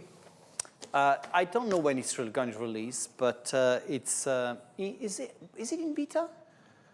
No, I don't think yet. No, it's going to be coming to beta very soon. Stare at Slytherin.com/beta for a while. It might appear eventually. It might appear for you guys. Stormbinders is a massive game. It's really, really big. So expect to spend a lot of time on it. Alberto, do you want to spend a few words about the developers? No, they've been great to work with. They're very talented. I think they really get the type of game that they're making and they wanted to make, and I think that they're great guys to work with, and the game will be great. They're also passionate about the genre because they're all big fans of the. They were huge players of Heroes of Might and Magic, and that's why they wanted to make this game. It's a passion game for them. It is. All right, guys. So let's go back to the board. We've got more news coming up.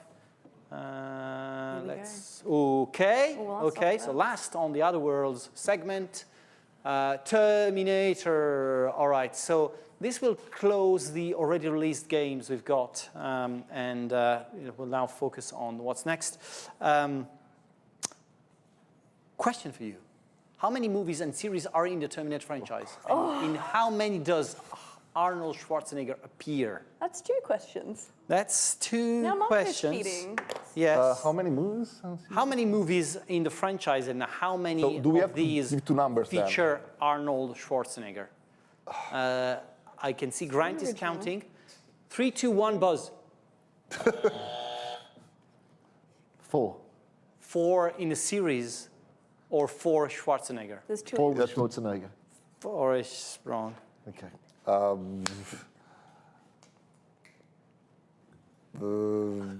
3, 2, 1. I'll try. 5 with Schwarzenegger and 6 for the first one. I don't know. No, close. I think it's something closer to 9 movies and series, and I think he turns up in at least 5 of them, maybe 6. You were so close, I'll give you a point. What's the answer? The answer is 8 in total. There's 6 movies and 2 shows. Okay, and I did remember. he shows up in 5. Oh, wow. That was a difficult question now. Really difficult. So for Terminator, we're going to show you some gameplay whilst we talk about the next, I think, big DLC. It's going to be a huge DLC. One thing about the DLCs of Terminator is, in my view, it's one of the games where you actually see in every DLC there's so much more added to gameplay. It's not only like, hey, let's throw together a couple of maps and that's done. You know, there's so much more to play with. Alberto, what is the new one going to be about? It's called Evolution. It displays, it's called like that because it displays the evolution of Legion.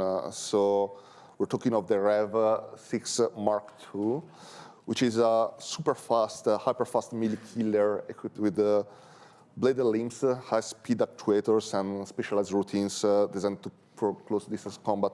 So essentially, what it means is that this DLC is going to bring melee combat into the game. This means that all the existing factions are going to get new units, and some of them will be melee combat oriented. It also means that we're bringing the story forward, because as you can see in this trailer, we're going to set it in the frozen wilderness of Canada. So expect a lot of snow, expect a lot of, once again, dynamic weather. Well, not dynamic, but weather affecting your gameplay. Speaking of Stormbinders. So low visibility, blizzards, and it affects mobility and detection, and of course also your tactical options across all the missions. So yeah, as you said, all the DLCs for Terminator, they really bring something new to the table, and we also wanted to do the same with Evolution. Annie, do we have an idea when it's releasing? Early 2026? Of course, early 2026. Of course. It's one of the benefits of running a show very late 2025. You can kind of throw the dart at 2026, but this one is early 2026. It is going to be early 2026. Grant, if you were ever have to work on a modern warfare game with weather, how would weather impact the gameplay? I'll tell you what, there's 2 modern warfare games I'm working on right now. Okay. Ooh, one I can't talk about, and the other one I can talk about. Of course, of course. But I'd still like to give a big shout out to Patrick and the guys in Poland who are working on the first one that I can't talk about. But the second one is modern naval warfare. And it's, I just, again, another shout out to Dimitri at Yadis and the team in Greece who are doing a fantastic job. It's a nuclear submarine simulator, Virginia-class submarine, and the weather affects everything. The physics they've built into the game, the way the sea works, the weather, just you name it, they've got it in there. It's simply one of the best simulators for anything military I've ever seen. And that's what we're bringing out. And you've seen a lot of military simulators in your life, right? So. I've never seen one like modern naval warfare. It's it amazing. Is something else. It is something else, definitely. And modern simulators are bringing us to this last game before the break. I want to mention this is a game I'm just going to sort of mention to you guys with a number of images. It's called a game called Space Station Designer, made by our good friends at Polar Motion. The game is the Polar Motion guys that make the guys who made Buzz Aldrin Space Program Manager, and this game is a construction management game where you basically have to establish networks of space stations with the ultimate goal to deploy a lunar space explorer. The game is in closed beta now. It's going to be massive, because think about it. There's nothing else like this, and again, it's taking a lot of information from real-world data and turning it into a game, into a management game. If you want to check it out, it's on slithering.com/betas, and you can definitely subscribe for the beta now. When we're back from a break, we're going to showcase 3 new things I'm very, very proud of. You've seen there's 3 spaces left on the What's Next board. So I'm very happy to share with you, I'm going to be very happy to share with you all these new games. just stay with us, and we'll be back in a few minutes.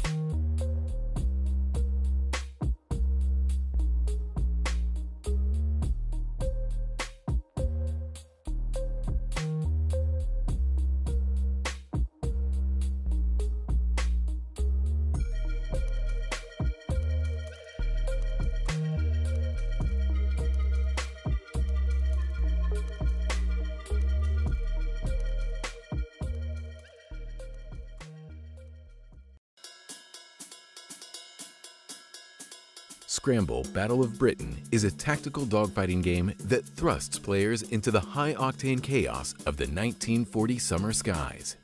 Lead your squadron through intense aerial battles in a 3D dynamic airspace as Luftwaffe and Royal Air Force fighters clash over the English Channel. In the early access release, players take on the role of a squadron leader, commanding a crew of pilots, each with their own unique strengths and weaknesses. Through each gameplay phase, planning, simulation, and review, players strategize and command aerial maneuvers, witness simulation outcomes in real time, and rewind the action to analyze battle damage using detailed camera tools. The planning phase allows users to strategically plan maneuvers for aircraft under their control using detailed graphics and UI, set precise controls and special defensive actions like escaping dogfights and bailing out from a plane. In the simulation phase, the camera can be directed toward the heart of the action, ensuring you don't miss a thing as you watch the planned maneuvers unfold in real time. Loop, scrub, and rewind through the review phase to assess battle damage and analyze and refine your tactics. Maintaining situational awareness becomes second nature with Scramble's suite of camera tools and intuitive user interface, while the cinematic control mode allows players to capture and share epic moments from every angle. But that's not all. Scramble features advanced damage modeling, where leaks, fires, and lost components can dramatically impact your aircraft's performance. Witness realistic aerodynamics and pilot physiology, with severe G-forces causing blackouts and enemy fire potentially lethal to pilots. So, get ready to soar into the action with Scramble, Battle of Britain, and experience the thrill of aerial combat like never before.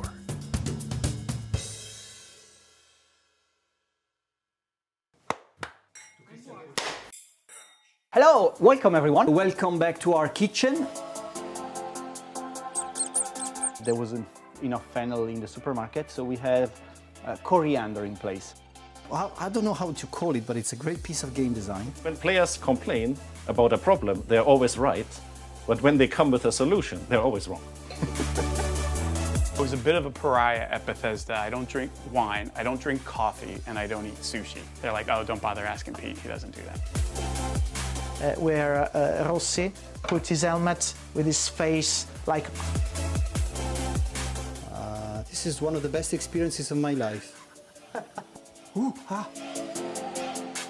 Thanks for joining us, guys, and we'll see you next time.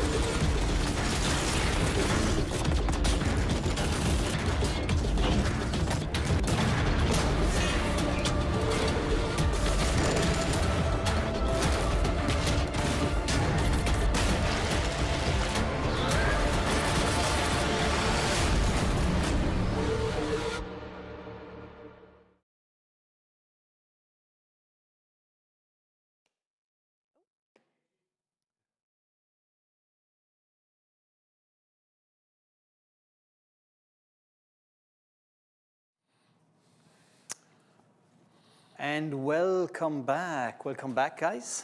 We're here for the reveal of the last 3 games for today's show. The first one is a game you might know about, but you didn't know about under our umbrella. You will see very soon. 13th question on the board, and the question is about, let's go for the question first. Who were the 2 contenders in the race to invent the radio, and who won? That's 2 questions again. So 3, 2, 1.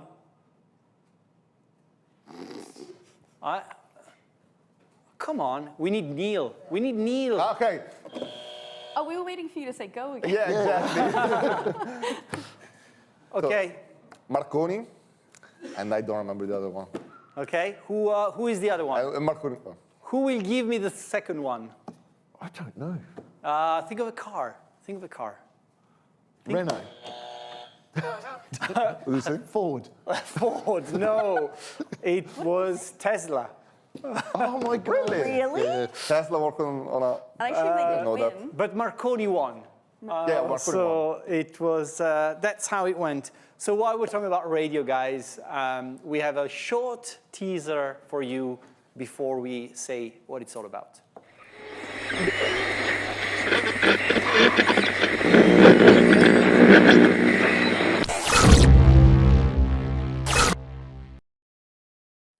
So at Slytherin, we have a new franchise brand that we are proud to add to our roster, Radio Commander. Radio Commander comes from a Polish company called Game Operators, and we have acquired the IP and the technology, and we're looking forward to grow a great franchise out of it. We're going to do great things with it, but first of all, very quickly, Alberto, what is Radio Commander? Yeah, Radio Commander is a game which was originally set in Vietnam. So we took the original Radio Commander, we rebranded it to Radio Commander Vietnam 64. It's a game in which you use the radio in order to get information and send information on the battlefield and send orders to the units under your command. Vietnam, of course, was a setting in which having real-time information was vital in order to understand where the enemy was. Most of the time, patrols will get ambushed and you will have to react really quickly. And of course, time is of the essence in Radio Commander. So essentially, you receive audio reports from the troops under your command, and then you're able to act on the information that you received as a commander and give orders to those set units, tell them to retreat, tell them to go to certain places on the map, and essentially give the type of orders that a real commander would give in that situation. The map itself doesn't really adjust automatically. You have to really move the tokens and the pieces of information around on the map according to the information at your disposal.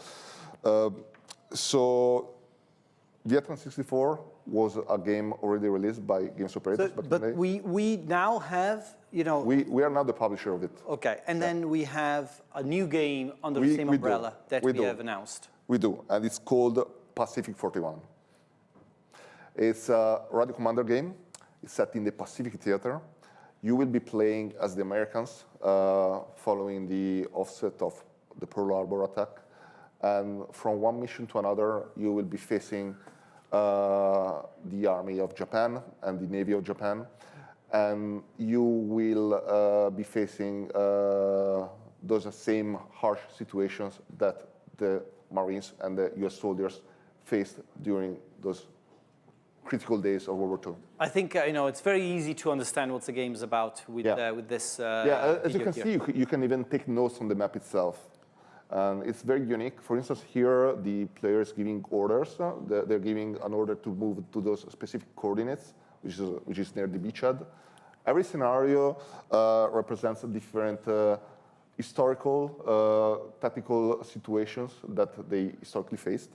So you can expect different mechanics affecting each individual scenario. And I think it's a quite unique gameplay and a very different look for strategy. And There's we're really already nothing else like it in the market. We're already thinking of bringing this same system to many other war theaters because it's just a fascinating way.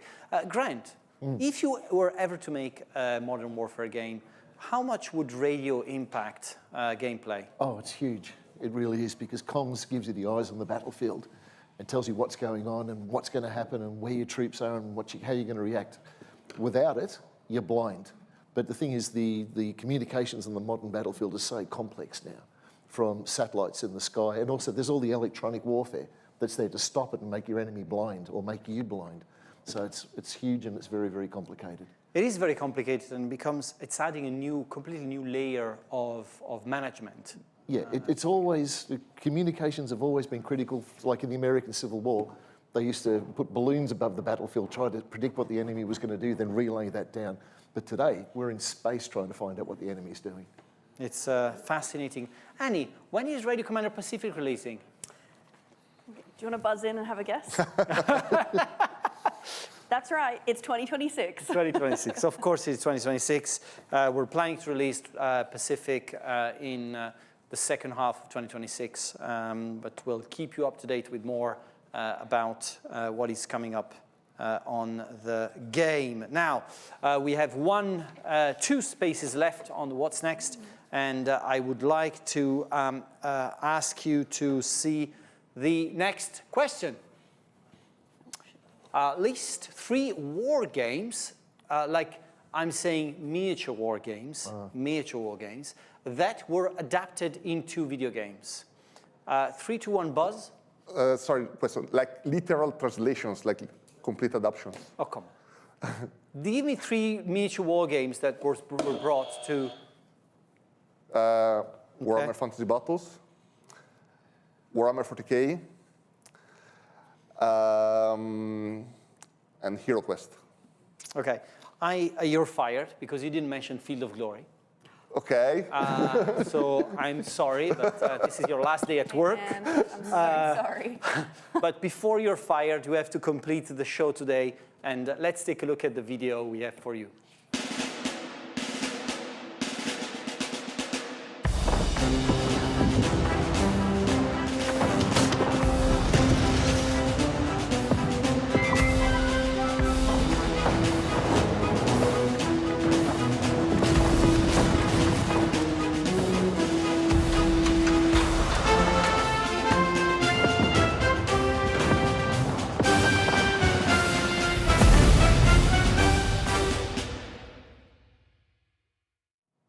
So Bolt Action, as a company, I have to say, Slytherin has always been very, very careful in looking at the trends in the war games world. Bolt Action is a massive miniature war game. It's been just released the 3rd edition towards the end of the middle of this year this year. You can see that what we're trying to deliver here is the giving the idea of a digital battlefield, as in where you're playing with digital toy soldiers. Before I get to asking questions about the game, big props to Paolo, who put together the table to mimic an actual map in the game, and that was not trivial. So thank you for that. Above all the work you've done. What was the first shot in this video? The first shot was actually a real map, and the second shot was the game map. Yeah. And all the shots are like mimicking actual game gameplay moments, which is a true testament of we're trying to make the game of the minis war game. Who wants to talk about the game? If I'm not fired, maybe... No, go for it. Go for it. You've got your job back. All right, let's go. So Bolt Action is a game developed by Fair Games. It's a quite faithful adaptation of the tabletop game. Not exactly one-on-one translation, but much like Battle Sector, we are trying to recreate the same spirit of the tabletop game. It's a turn-based game in which you're going to be playing in World War II, especially in the Western theater, although, of course, we have plans to bring this game to more theaters as well. The base game will be shipping with Great Britain, United States, and Germany. It's a game in which we're trying to recreate the same mechanics behind the asymmetrical turn system in the original game and bring the same feeling in the actual game itself. So you can expect a quite unique unit design, as you can see from the screenshots. For instance, when units are going to stand still, they're going to be sitting on those miniature-like bases, except when they're moving, the base won't show at all. Fully 3D environment, which have this sort of like a tabletop-y feeling to it. We'll have an army painter, which that's massive, right? I'm not looking at a chat, but people are always going to ask about an army painter. Yeah. So in this case, we'll have an army painter. People will be able to paint their soldiers as if they're miniatures. So that's amazing, right? And then, of course, we'll have a dynamic single-player campaign, which is a more sandboxy kind of experience. And it will be very replayable and very dynamic and very varied. Replayable skirmish battles. And of course, multiplayer will be really important for us to get it right for this kind of game. Can I ask to replay the trailer, please? Is that a possibility? They're gonna kill me now.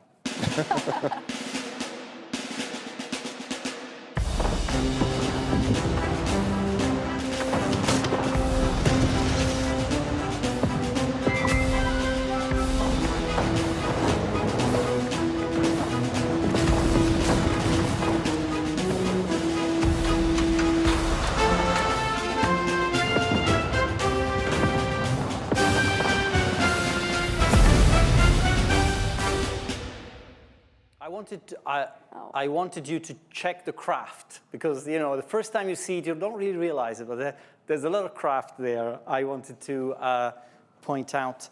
This is going to be a game released next year. The developers at Frag Games are being very, very, you know, they're hard at work, but they're also passionate, so passionate about the game. So again, to mention all the great development studios we work with, big kudos to the guys at Frag Games for the exceptional work that they're doing. We have a last question for you guys. This is one that's pretty close to my heart, so I'll not the question, but the answer or the game related to this. So let's take a look. What do these 5 characters have in common? Freddy Krueger, the Boogeyman, Candyman, Vecna, and Pennywise. 3, 2, 1, buzz. I'll give you 20. They appear in nightmares. They are appearing in nightmares. So you can give yourself a point. That's 4. We have a loser. This game is rigged. He's lost the quiz. He's lost his job. It's a rough day not for a great day Alberto. for Alberto today. Why are we talking about nightmares? And before we get to I mean, the announcement here is of course that I'm going to have to thank one of the content creators out there, 2D Kiri, who I love your work, but also you've sort of pointed us into this direction when we were filming the first episode of The Hot Seat. This was back in August, I think, or July or August. And one of the games you mentioned was a game called Nightmare Frontier. And since then, we got in touch with Ice Code Games. The game was already out in early access. And we have now signed a publishing deal with Ice Code Games. And we are going to take care of Nightmare Frontier from now on. I'm very proud of it. I'm very proud of the work that Ice Code Games has done so far on the game. It's an amazing game and deserves a lot of attention and care and love. So very happy that it's now joining the Slytherin family. Alberto, tell us a bit about what the game is about. Yeah. So It has a quite unique setting. I want to start from that first. It's set in this alternate history version of the United States, in this dystopian version of the United States from around 150 years ago. Society has completely collapsed because there's this supernatural event which is causing nightmares to seep into reality, and people's worst fears are manifested into physical shape. So basically, if you're afraid of, I don't know, fire, you will see fire popping up. So of course, as you can imagine, this is not really good for a well-functioning society, which means that society is banding together these crews of scavengers, which are mankind's last hope to go on raids, scavenge enough resources to get back to base, craft more equipment, and find out what is really going on. And this is the game. It's a turn-based tactical extraction looter. You might ask me, what is an extraction looter? Exactly. And what is a tactical extraction looter? Yes. So extraction looter is a type of genre that is normally associated with the FPS games, so first-person shooters games, in which you get into a multiplayer game, you have to fight against NPCs or enemies and other players as well, and loot as much stuff as possible. And then when you see fit, you just get out. And if you're able to survive and leave the map, you can bring what you looted with you and carry on to fight another day with more equipment and more stuff.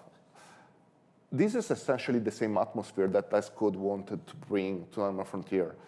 Again, it's a roguelike game in which you go out on raids. As you can see, there's a pure roguelike node system.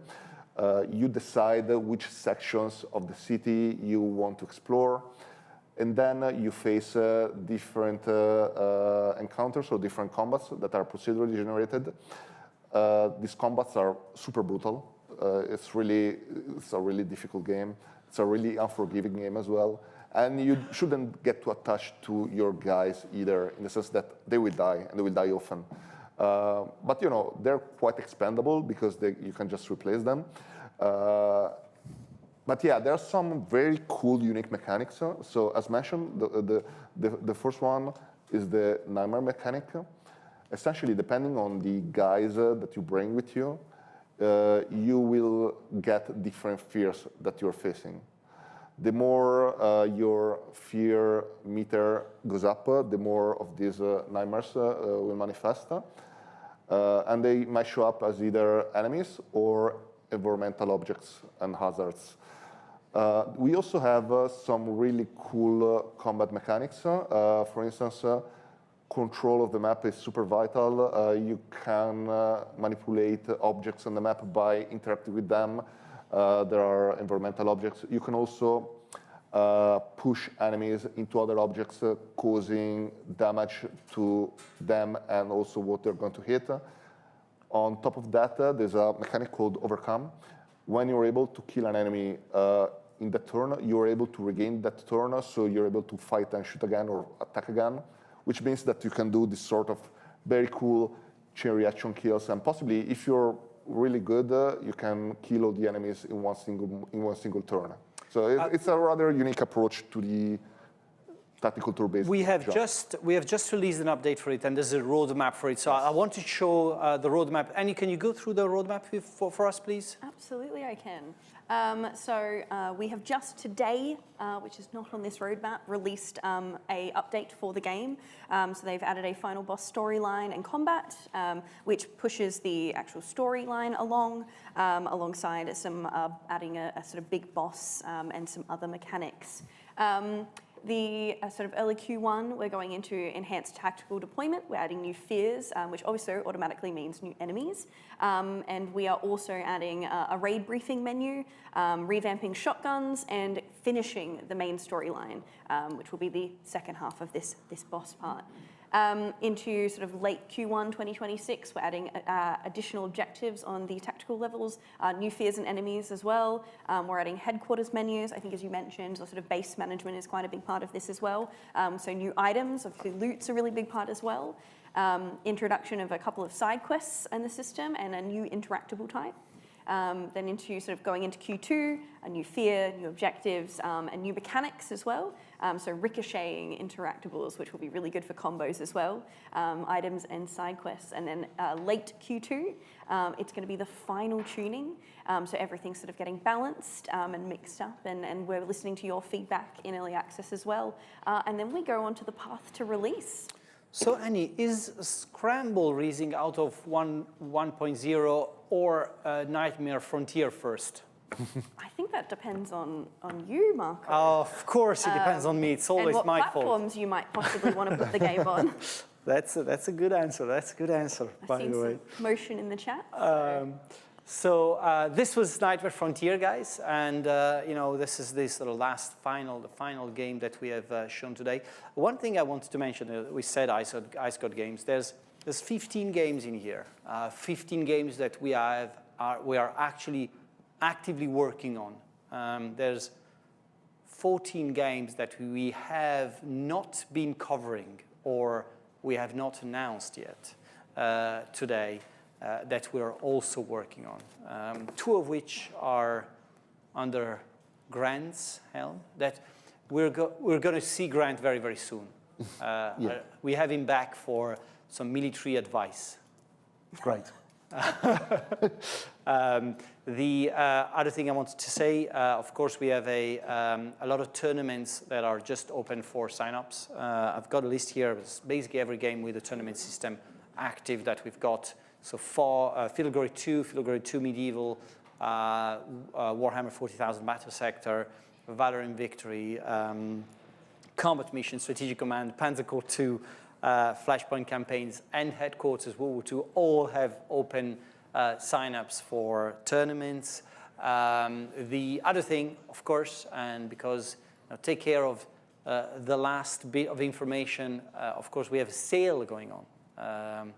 So if you want to sort of take advantage of the sales, there's just a sale being announced, being launched on Steam. It's going on for a week. All of the catalog is on sale, so you find a lot of your games with big discounts.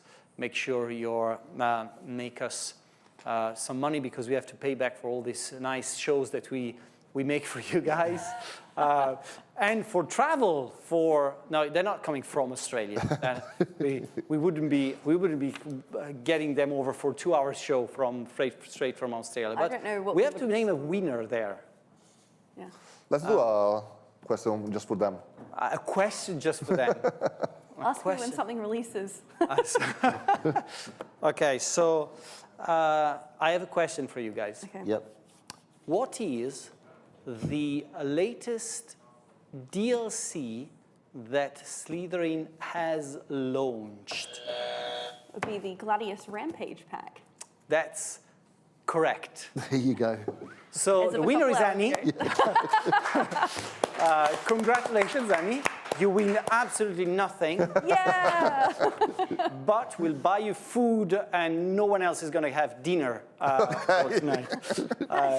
Guys, thank you very much. Can I take that one back? Thank you very much for joining us. Thank you again for watching the show with us. Thank you all the streamers who attended with us and co-streamed or rode their audience to the stream today. It's been great, and I have to say that I look forward to seeing what's happening in 2026. You can see that there's a lot happening, and again, we didn't even scratch the surface of what we've got in house. So thank you all for joining us. Keep playing the strategy games. Keep pushing the niche of strategy games up to the top of the rankings because we certainly want to do that for years to come. Thank you very much and good night. Night. All right.